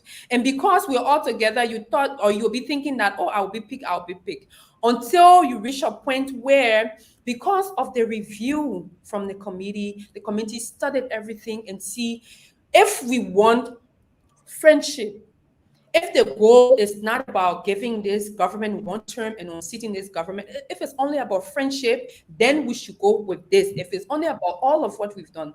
But if we're really serious about winning these elections, if we're really serious that we want to make this government a one-term government, to give the Liberian people the desired change that they need, is that we have to go this way. So because of those issues, they had to make the right decision. Like I said, no matter where you had gone, there will still have been discussions and issues with that. On the question of my political journey, yes, I'm contesting, by God's grace, with health, the post as representative of District Number 2 in Grand Cape Mount County. I believe I'm one of the best. I'm qualified. And this is not the first time I am going to contest. In 2019, I ran for the Liberian Senate in Grand Cape Mount County during a by-elections. And we did not win that process. However, we got majority of our vote from in District Number 2. And our team has studied, besides the numbers, we realize that representation at the national level matters. Even though, yes, the president say the rest of it is important, but you need a strong legislature. You need a legislature that will help the government to see where the budgetary allocation should go, to help the government to see what is needed in our constituency with our people. Because the desired change will not be one place. You need a legislature, a new group of legislators who will see reason to be able to support our people. And I've been in the county. My both parents are from Grand Cape Mount. I currently teach, like I mentioned, at the University of Liberia there. And I've done a lot of different things since my process in 2019. I've always been with the people. I'm there advocating, talking about them, but also contributing my own way to the community. And I feel that one thing that will set you apart. One thing that set you apart that make you the best candidate you think that you can win that election. One thing that set me apart is my experience. I've served the national government. I've also served NGO sector, and I've also served in other diplomatic area. So those will be an experiences that are needed that I can be able to advocate for my people. And I've been a long-serving advocate, serve my people and contribute to the development of our country. But I think I'm the best in terms of experience.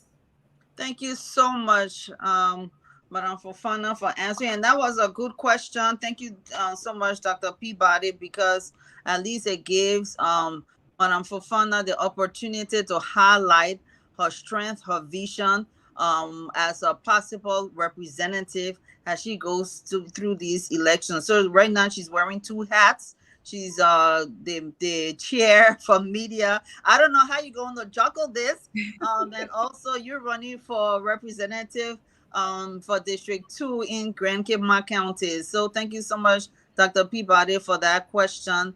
And next we're going to go to George Lobo. Please make it quick because we have to go to the phone lines at 6:30, and then Keff. You're mute. It's a way of discipline just to keep myself. I want to thank. I just want to say here a few things real quick.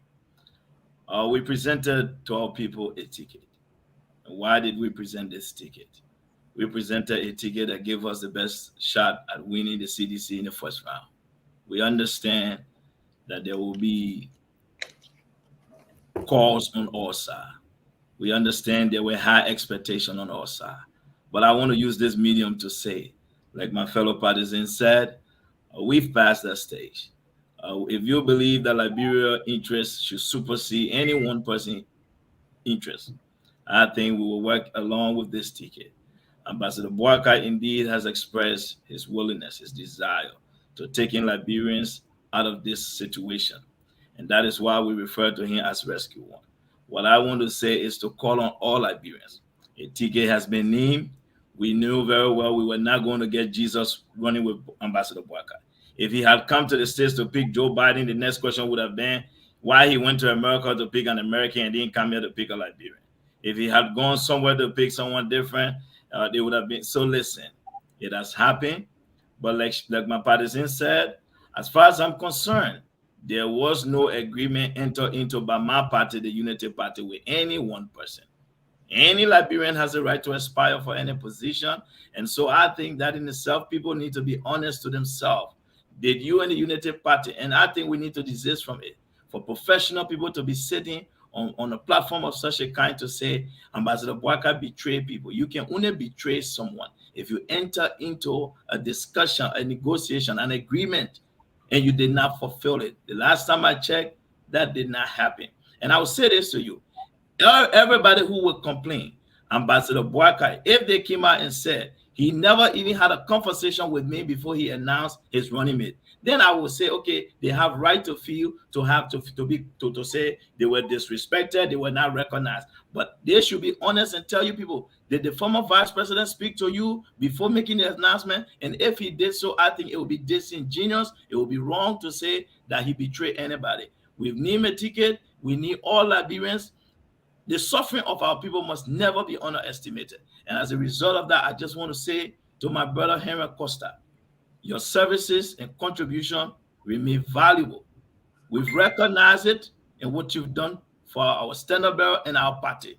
For this reason, we salute you. No one have underestimated your contribution to the party. And to Senator Lawrence, yes, indeed, you stood with us. We continue to stand with you. Ambassador Boaka has exhibited all the respect accorded you. He was ambassador with you. And at this particular point in time, there's no reason. You allow him to speak for 3 minutes, okay? That's 3 minutes he spoke for. 3 minutes. Second it, I tell you. Interrupt me, sir. 3 minutes. Okay. He spoke for 3 minutes. You the moderator, Samuel Jackson? No, I'm reminding her that it's 3 minutes. I think you should be dissecting the outgoing U.S. ambassador report. You spoke for 3 minutes. Thank you. I will leave it at that. I'm asking for equity, George Lobo. I'm asking for equity. No, you can't. How can you ask for equity, a surrogate of the CDC government? For Christ in heaven's sake. You of all people should not be the one saying that. Can I respond? Can I respond since he's asking for equity? No, you can't interrupt me trying to respond. Come back. I will tell you why I support the CDC. Crossfire is over. No, Mr. Jackson, you can. Crossfire is back. Would you allow me to? I'll be more than happy to get 3 minutes. Can I have my 3 minutes? I will take my 3 minutes. Please. Let me answer George Lobo, please. Because I'm have to answer him. Okay, Mr. Jackson, but wait your turn. Mr. Jackson will come back on Monday. Let me answer. No, Mr. Jackson, please. You're going to come back next, okay? Let Keff go ahead and talk, and then we'll go to the phone lines, and then you can. When we do our last rounds, then you can talk. Well, is that okay? Okay, no problem. You let a man talk for 3 minutes, no problem. No, you want to talk to. You are our guest panelist. You stop me after 90 seconds, then you get him in 3 minutes. He's our it's okay, it's okay. All right. So, Keff, go ahead. But please make it quick and no going back and forth, please, because we got to go to the phone lines. Well, I agree with Samuel Jackson. We cannot be making it quick while you gave your partisan 3 minutes. Matter of fact, so you're trying to it's second time in a row. Yeah, that's a fact. Mr. Jackson is right. We have to have a equal share here. You say I should make it quick. Mr. Jackson should make it quick. I said that as well, Keff. Yeah, but you didn't start George Lobo. Yeah, if George Lobo make it quick, if George Lobo he make it quick in 3 minutes, I don't want to know when you get him. Away from your time. All right, I heard you. But what let me say this. The political amnesia that coming from George Lobo talking about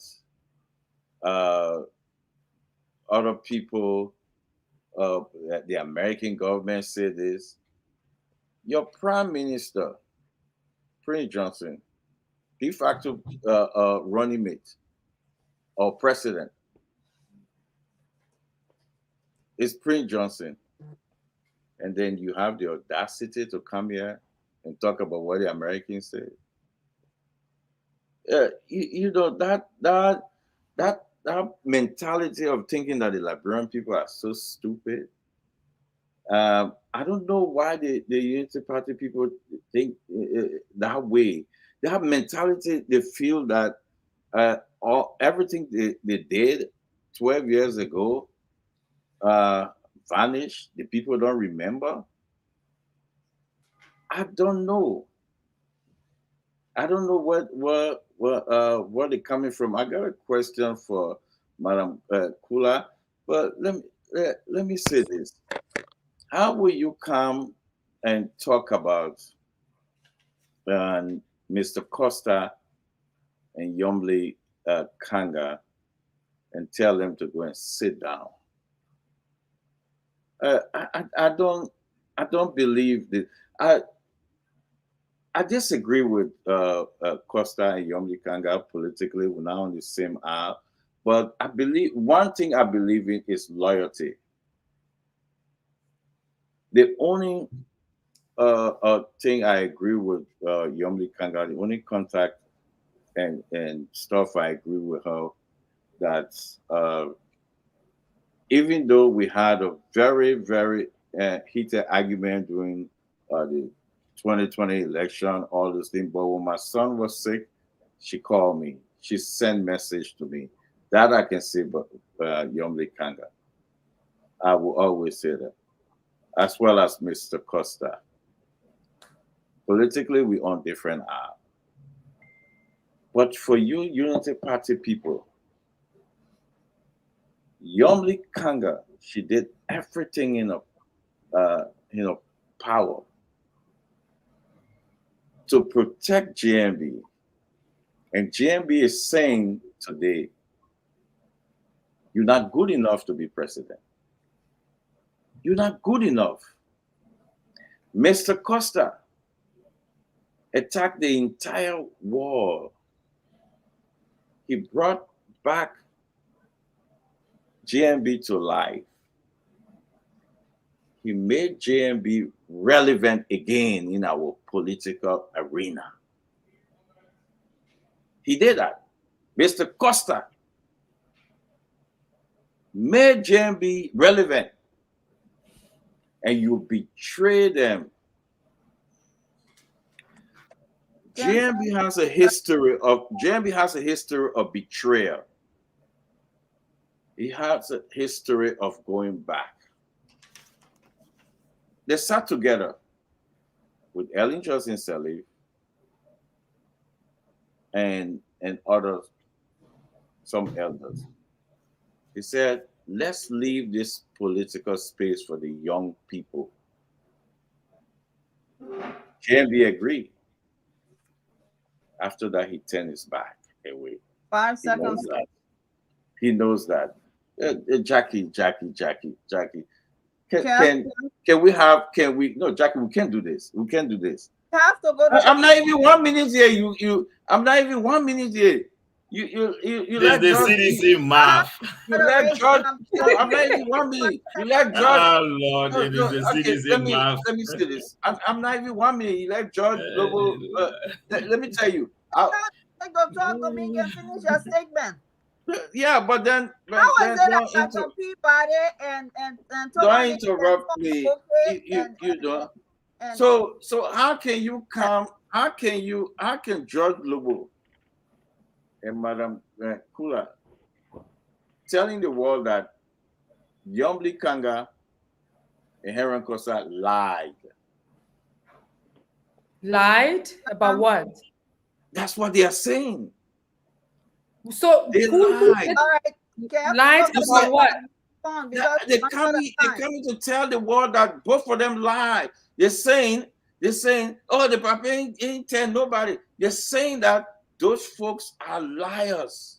But that's what they're saying. That's what they're saying. Did Yomli Kanga Lawrence and Henry Costa say that Joseph Walker promised them? Oh, Madam Kula, let me ask you this question. Are you aware that your stand-up bearer about to go under some serious medical treatment in Minnesota? Are you aware? I want to know if you and George Global are within the circle. Jackie, I'm asking you a question. Are you aware that he's going to be in Minnesota? Look, don't entertain any. Don't entertain it. So first of all, you've asked your question. Go ahead. And I will appreciate were you to just listen to the responses that you will get from the questions. I will. So on the question of whether or not Henry Costa and Senator Kanga Lawrence lied, I have not seen, neither have I heard anywhere, except you show us tonight, that Henry Costa and Senator Lawrence have said that Joseph Yuma Boakai promised them the vice presidency. Show that to us. Until you can bring that, I will tell you here that Joseph Yuma Boakai did not promise anyone the vice presidency. There was a process, there were conversations, there were consultations happening throughout. And that's how we got to this decision today. A lot of you were here saying, oh, Joseph Boakai can't name them one person now. Why are you taking 4 hours? Why are you not doing it? Why are you getting? In fact, interestingly, All the other political parties have not picked their running mate. Have not. In fact, even the occasion that this current ruling establishment had, they went to talk. They didn't show that Vice President Joa Taylor will be the running mate. In fact, right now, if you see the uptake, the billboard that they go around, most of the billboards that is posted, only Josh Weah picture, you see it on that. Even the ones that you will see Joa Taylor picture on it, she will be just a little picture in the corner. So then why all these interests? That's important because the interest is that Joseph Ima Boakai is the next president of the Republic of Liberia. That's why the interest, and we appreciate that because we've set the pace. You wait, we select our running mates, and then you run after the other people. So now to the next part. On his the next part. Again, you said that they lied. I told you you've not said anything they've not said. So there's no area that they've lied on anything. I've not said that. And the place is still open for No, you're saying they lied. You're saying they lied. I said, but where did they say? None of the panelists here to now will even tell you that they've seen Henry Costa, even though they deny a 10, and like rightly put it, like George Lobo told you, and myself have said over time more than once that His Excellency Ambassador Joseph Ima Boakai did meet with everyone before this announcement today, and he told them that you were not going to be picked, XYZ reason, and because of the process of the countries first, we think if we go this way, we're going to win these elections. And he pleaded with them, let's work together. So I don't know where this whole story came from with they lie or he lied and what. Thank you so much. All the questions. She's not answering. She's not answering my question. Are you aware that he's going to take? Are you aware that he's going to take a medical treatment in Minnesota? Go ahead. Are you aware about the health? This second part is important. Let me mention that. I will tell you. Are you aware that in fact he's going to be in Minnesota to take treatment? That's important. Are you aware, Mr. Keff and Mr. Keff Hassan? Are you aware that the Unity Party is having a convention in the United States? Are you aware? That's the question I'm asking you. Are you aware? The information has been out in the public for a long time. So I'm here to tell you that the United Party is having a convention in the United States. Let me call. It is 6:43. It is 6:43. We going to in Minnesota for a major treatment. Let me tell you information. And let me also ask you: are you aware that he had a mini heart attack a couple of weeks ago? Are you aware? You are not going to go there. Are you aware that DMB had a mini heart attack? Not throwing all this. You know what it sounds like. Are you aware that he had a mini heart attack?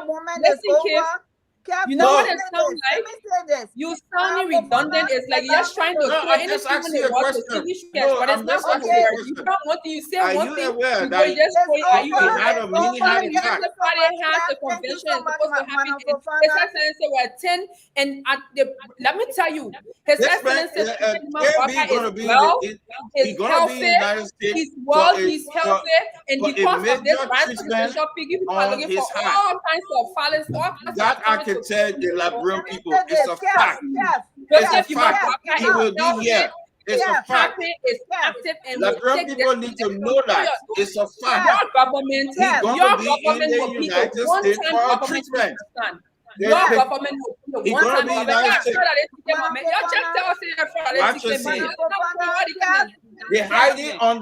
They hide it under convention.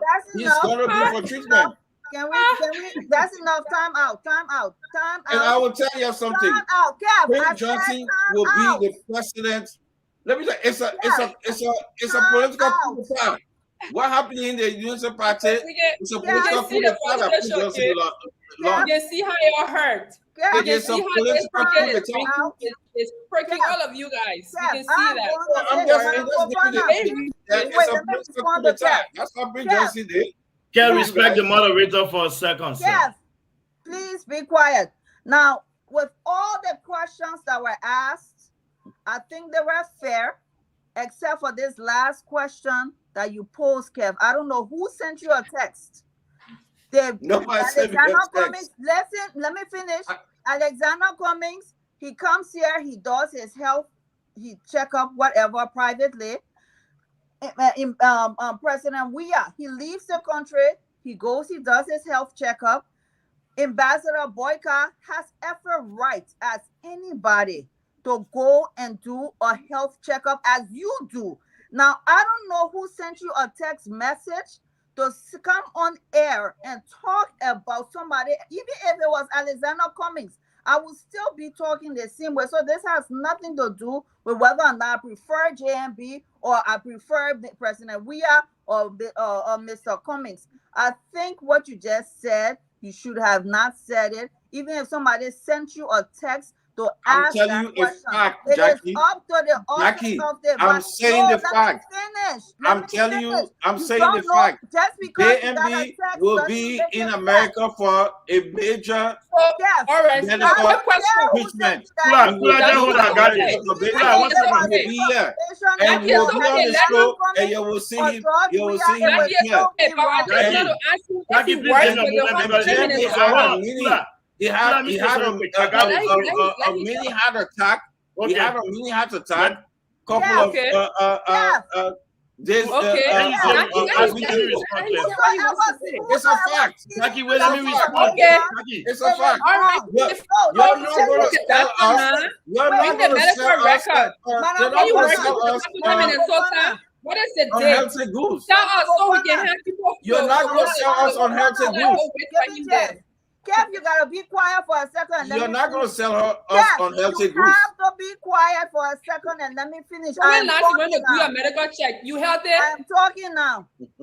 I'm talking you now. You a fried chicken. Let me say this. Let me say this.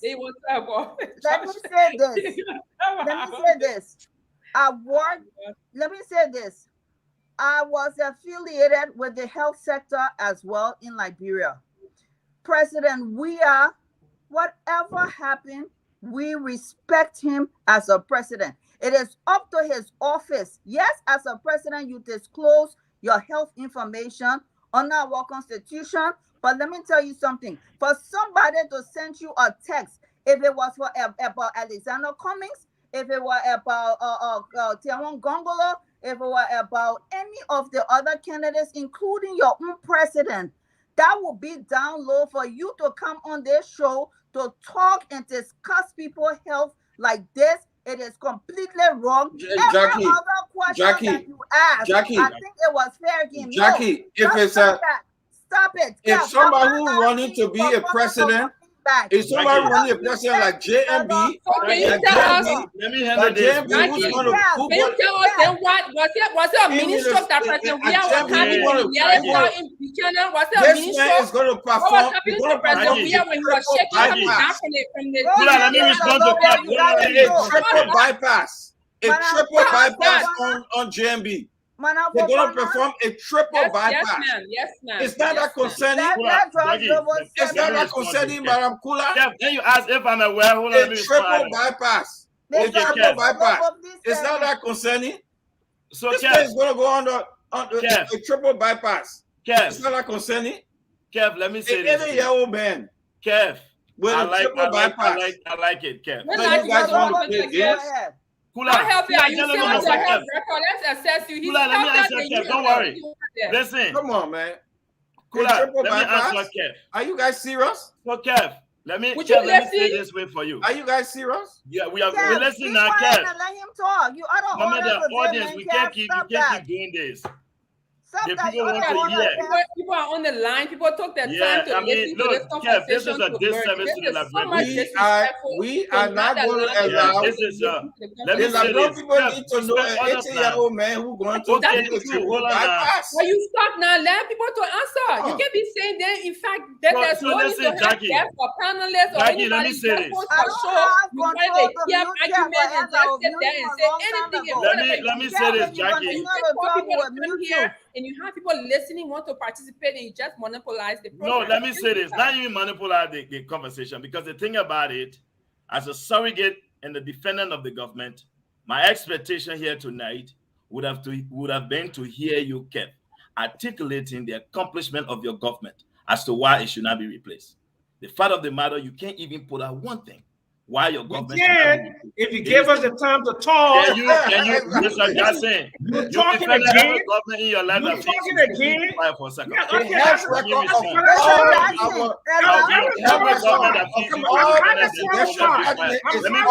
our we should talk about every government that feeds you, I didn't want to respond to you. The hustle has to stop. Mr. Jackson, it is not now. The hustle starts in the next 5 months. We are to risk of having a war. I swear. The hustle ends in 5 months. Any where with this. Time is right. Let me finish with that.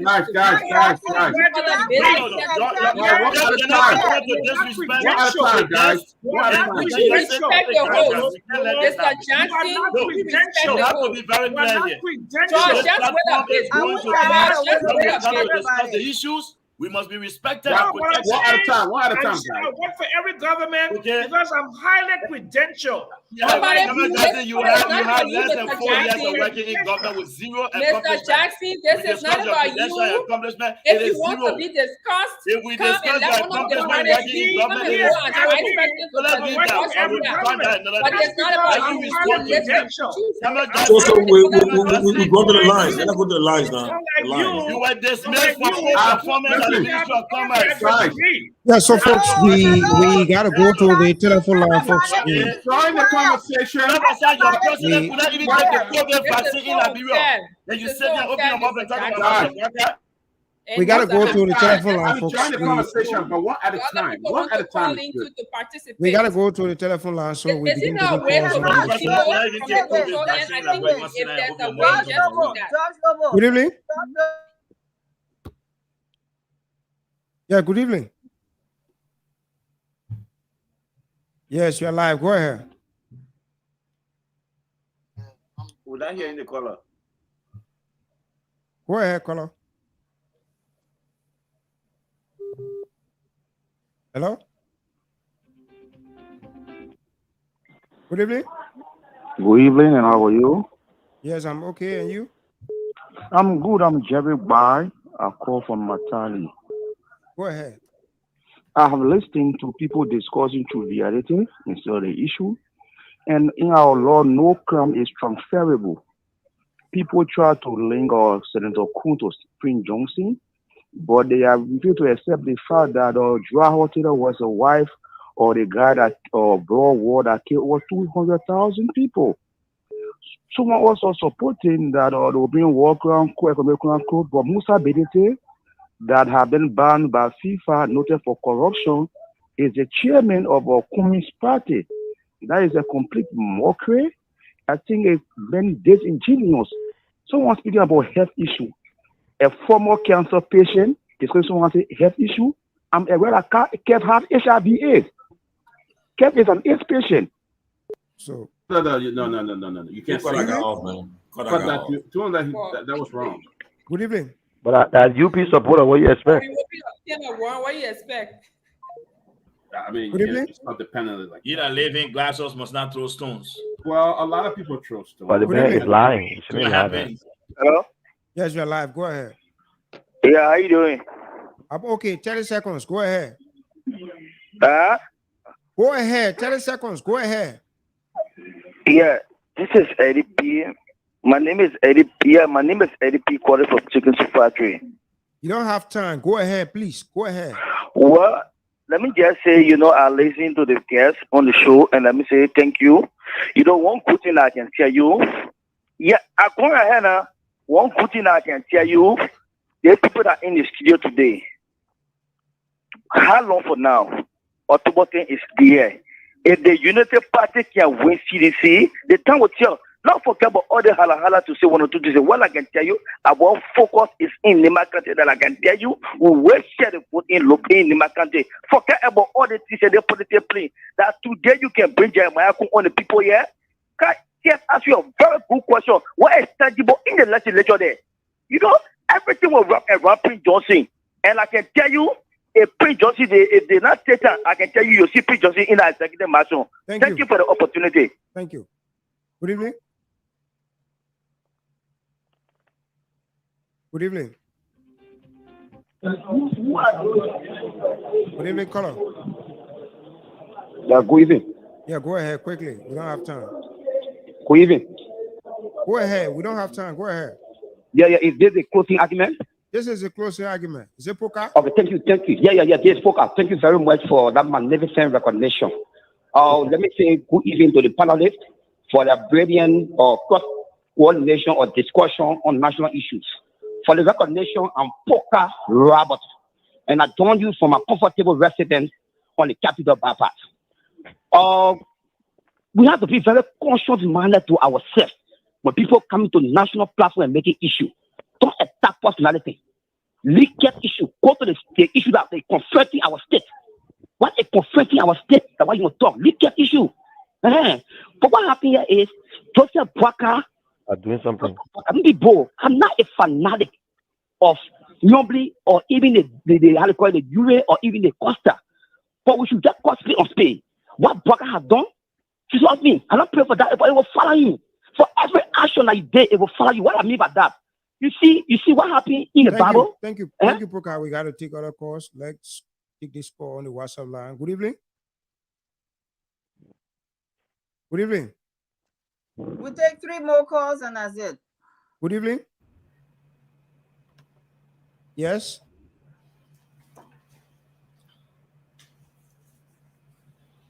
Yeah, go ahead.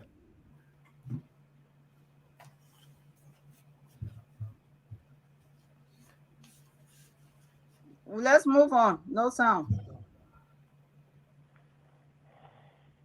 2 more calls. Good evening.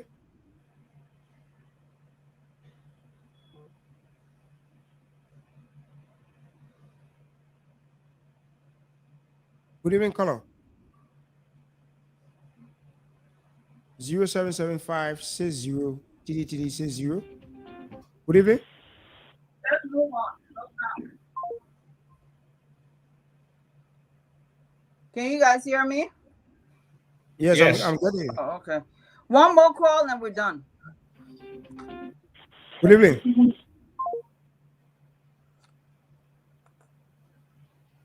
Good evening.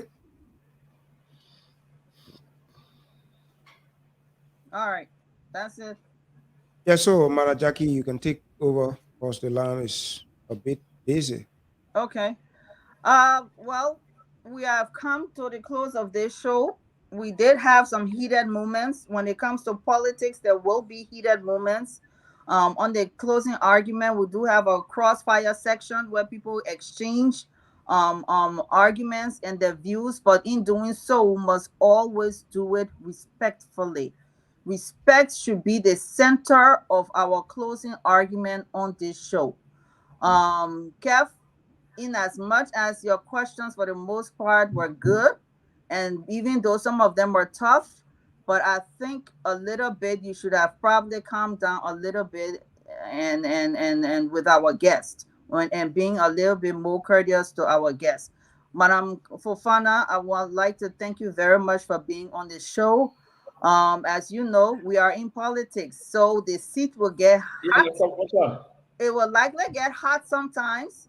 Sometimes when you come on a show, on a program, you don't know what to expect. You don't know how. Why he calling me? He calling me. Coach, he calling me now. All questions. Mr. Jackson. Mr. Jackson, you can do it too. Oh, Lord. Oh, God. SBJ, what's wrong with this guy? SBJ. Oh, my God. Now you know the small lost frustration. What are you calling you for your... This is so funny. Secret league. That's the thing Hey, about brother, I you go call it known as so that it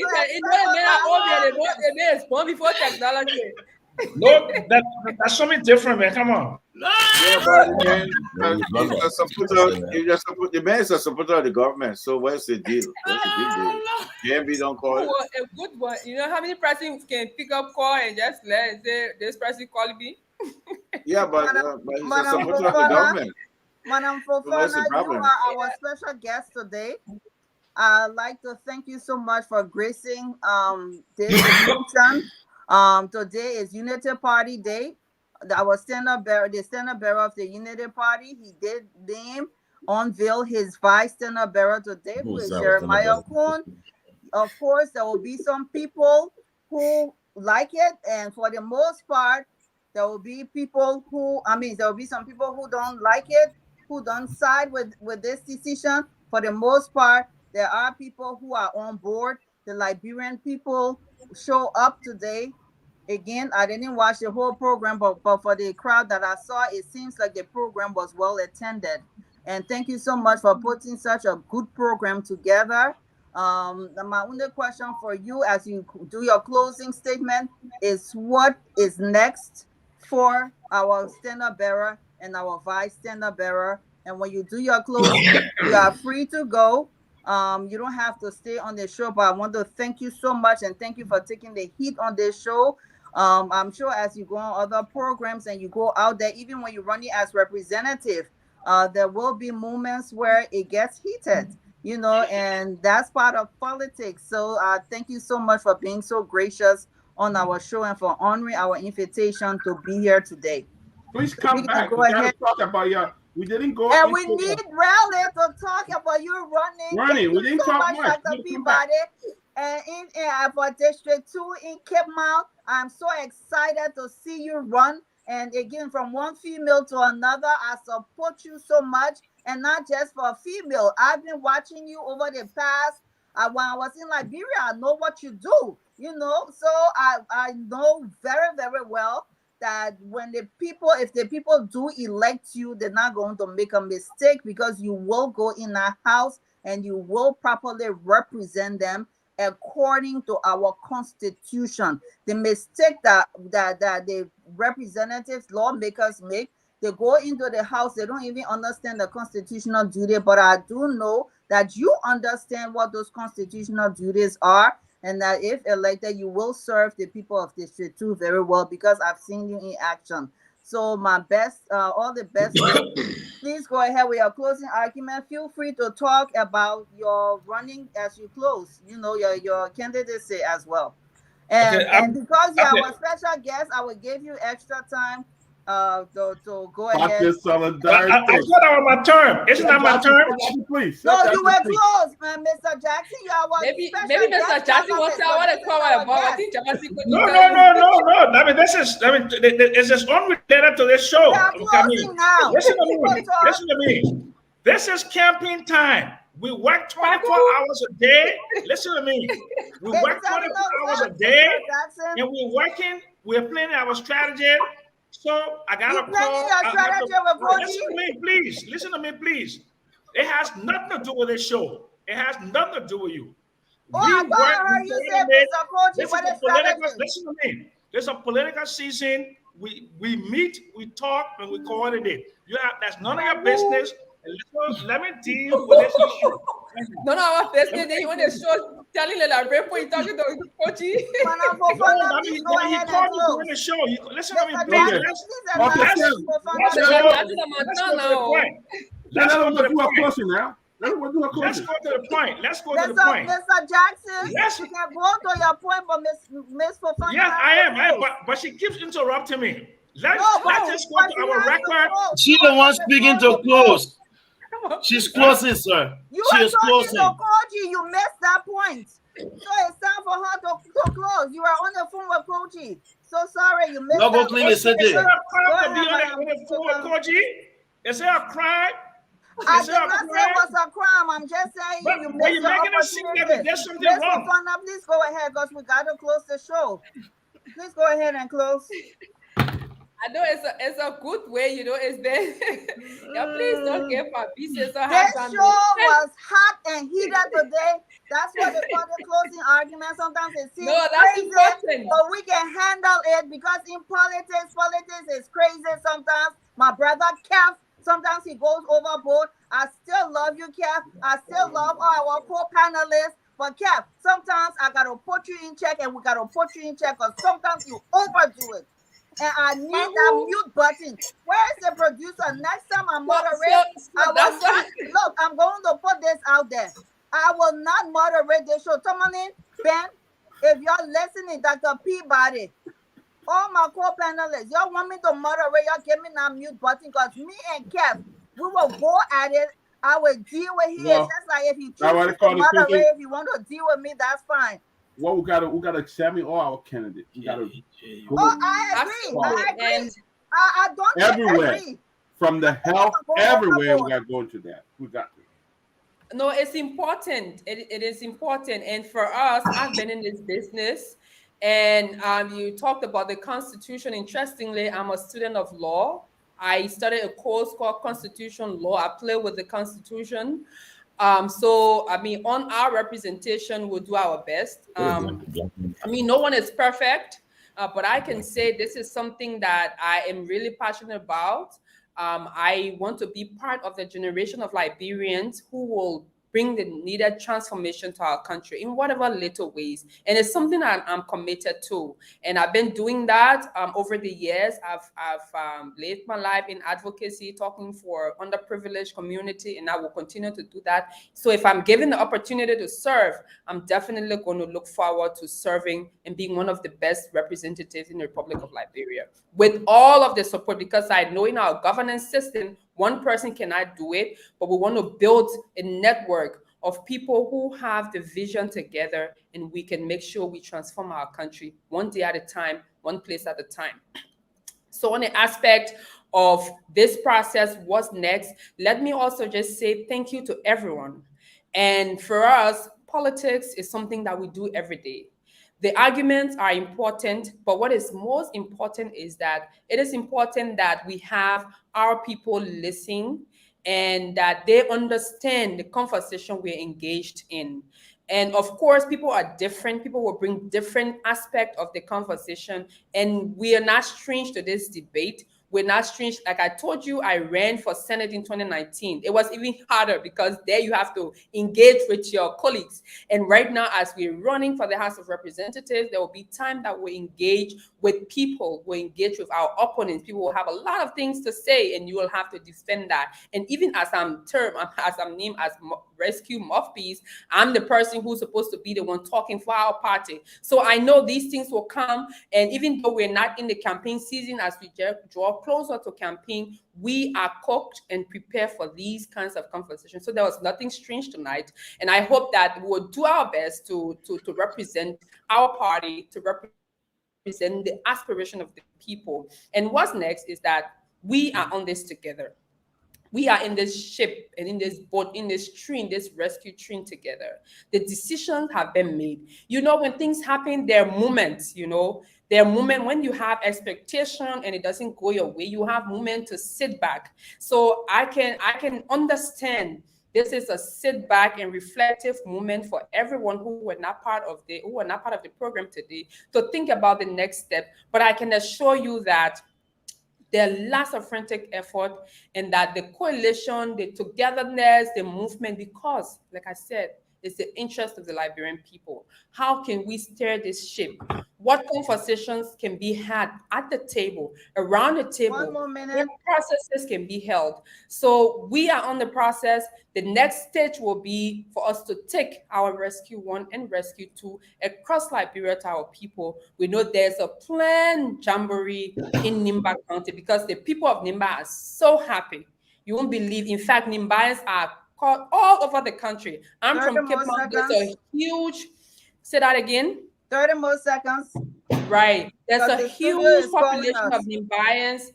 There's a huge population of Nimbayans in Grand Cape Mount County. As you know, Grand Cape Mount is a county with different companies and people go there. So everywhere in Liberia, they're ready. And the way normally do Nimba Kwado. And it's not only about Nimba. This train includes everyone. Grand Bassa, Grand Cape Mount, Bon County, everywhere, Bakulu, Bomi. So again, it's a pleasure. I look forward to coming back to the closing argument. Thank you all so much for the invitation. And it's a pleasure meeting all of you. And I love you all. We will say, love Liberia, think Liberia, and build Liberia. Join the rescue team. Join Joseph Yuma Boaka. My people here, thank you. Yeah, you sang the national anthem? today? Oh yes, I do. You want me to sing the national anthem? No, I want you. I can sing both. I can even say the national anthem. Both the first and second stanza today. I led the national anthem at this program because I serve as the master of ceremony. So that is not a problem for me. It was great to have you, man. Really good to have you. Come back again. So much. We enjoyed having you today, and I need you to promise me that you will come back, even though I am coming back. Trust me, I'm coming back for Keith and everybody else, including Mr. Jackson. Thank you so much. Bye-bye. Okay, so 30 seconds for our guest panelists. We're not going to close, but 30 seconds each for our guest panelists. Go ahead, Mr. Kishan, and then we'll go to Mr. Jackson. Okay, thanks, everyone. And I enjoy the show. You know, when you're a guest on the show, you have all the privileges to talk. And when you are a panelist, you won't be able to speak. But one thing I want to say is that we should show some respect. I think George Lobo, you try to disrespect Mr. Jackson, and I think it was not fair. You don't understand Mr. Jackson being in the business before you. So I think sometimes when we're arguing, we should understand and show that respect. And for people to call Sam Jackson, yes, he fought cancer. He never hid it. He beat cancer. He don't have a pacemaker. But it's a fair thing if you talk about a candidate health matter. It doesn't nothing wrong. And there's nothing wrong with Keff Hassan asking the tough question. So whenever you're in politics, if you can't stand the heat, leave the kitchen. Because this politics, this election won't be an easy election. There will be things that will happen, and we don't have permanent enemies. Let us get this thing far, because there will be life after October 10th. We will still meet, we will still sit. Let us just be very careful what we say to each other. We can't take it too personal. Yes, I will speak very fast because I want to put everything together, but I have nothing against anyone. But I'm here to support my candidate, and right after my convention, we get the ball rolling. So today I give it to UP. Congratulations. You had your day. I respect that, and we'll move from there. So thank you, Madam Host, and everyone on here. Hope to be back again, and I will be appearing on the bridge tonight, and maybe we'll be talking there. I will have more time to speak on the bridge because I'm the only guy. You'll be the guest there tonight, so you have time. Mr. Lobo, Mr. Sam Jackson, please go, and then Mr. Lobo will go last. Okay, well, first of all, this is the booklet that we've made of the achievements of the Great Seat Collaboration of Democratic Change right here. Our people are living longer. The life expectancy of Liberians is 64 years compared to 60, 62, and 61 in Guinea. We're the highest in the Mara River Union. In Mr. Lobo's previous administration, the Unity Party, they want to come back to power. The maternal mortality was 1,023 per 100,000. Now it's only 770. We have macroeconomic stability. The exchange rate is now at only 160. Okay, we are in single digit in terms of inflation. Our people are more and more Liberian students in school before. We're paying wire school fees. We are paying wire school fees. Okay, free public tertiary education.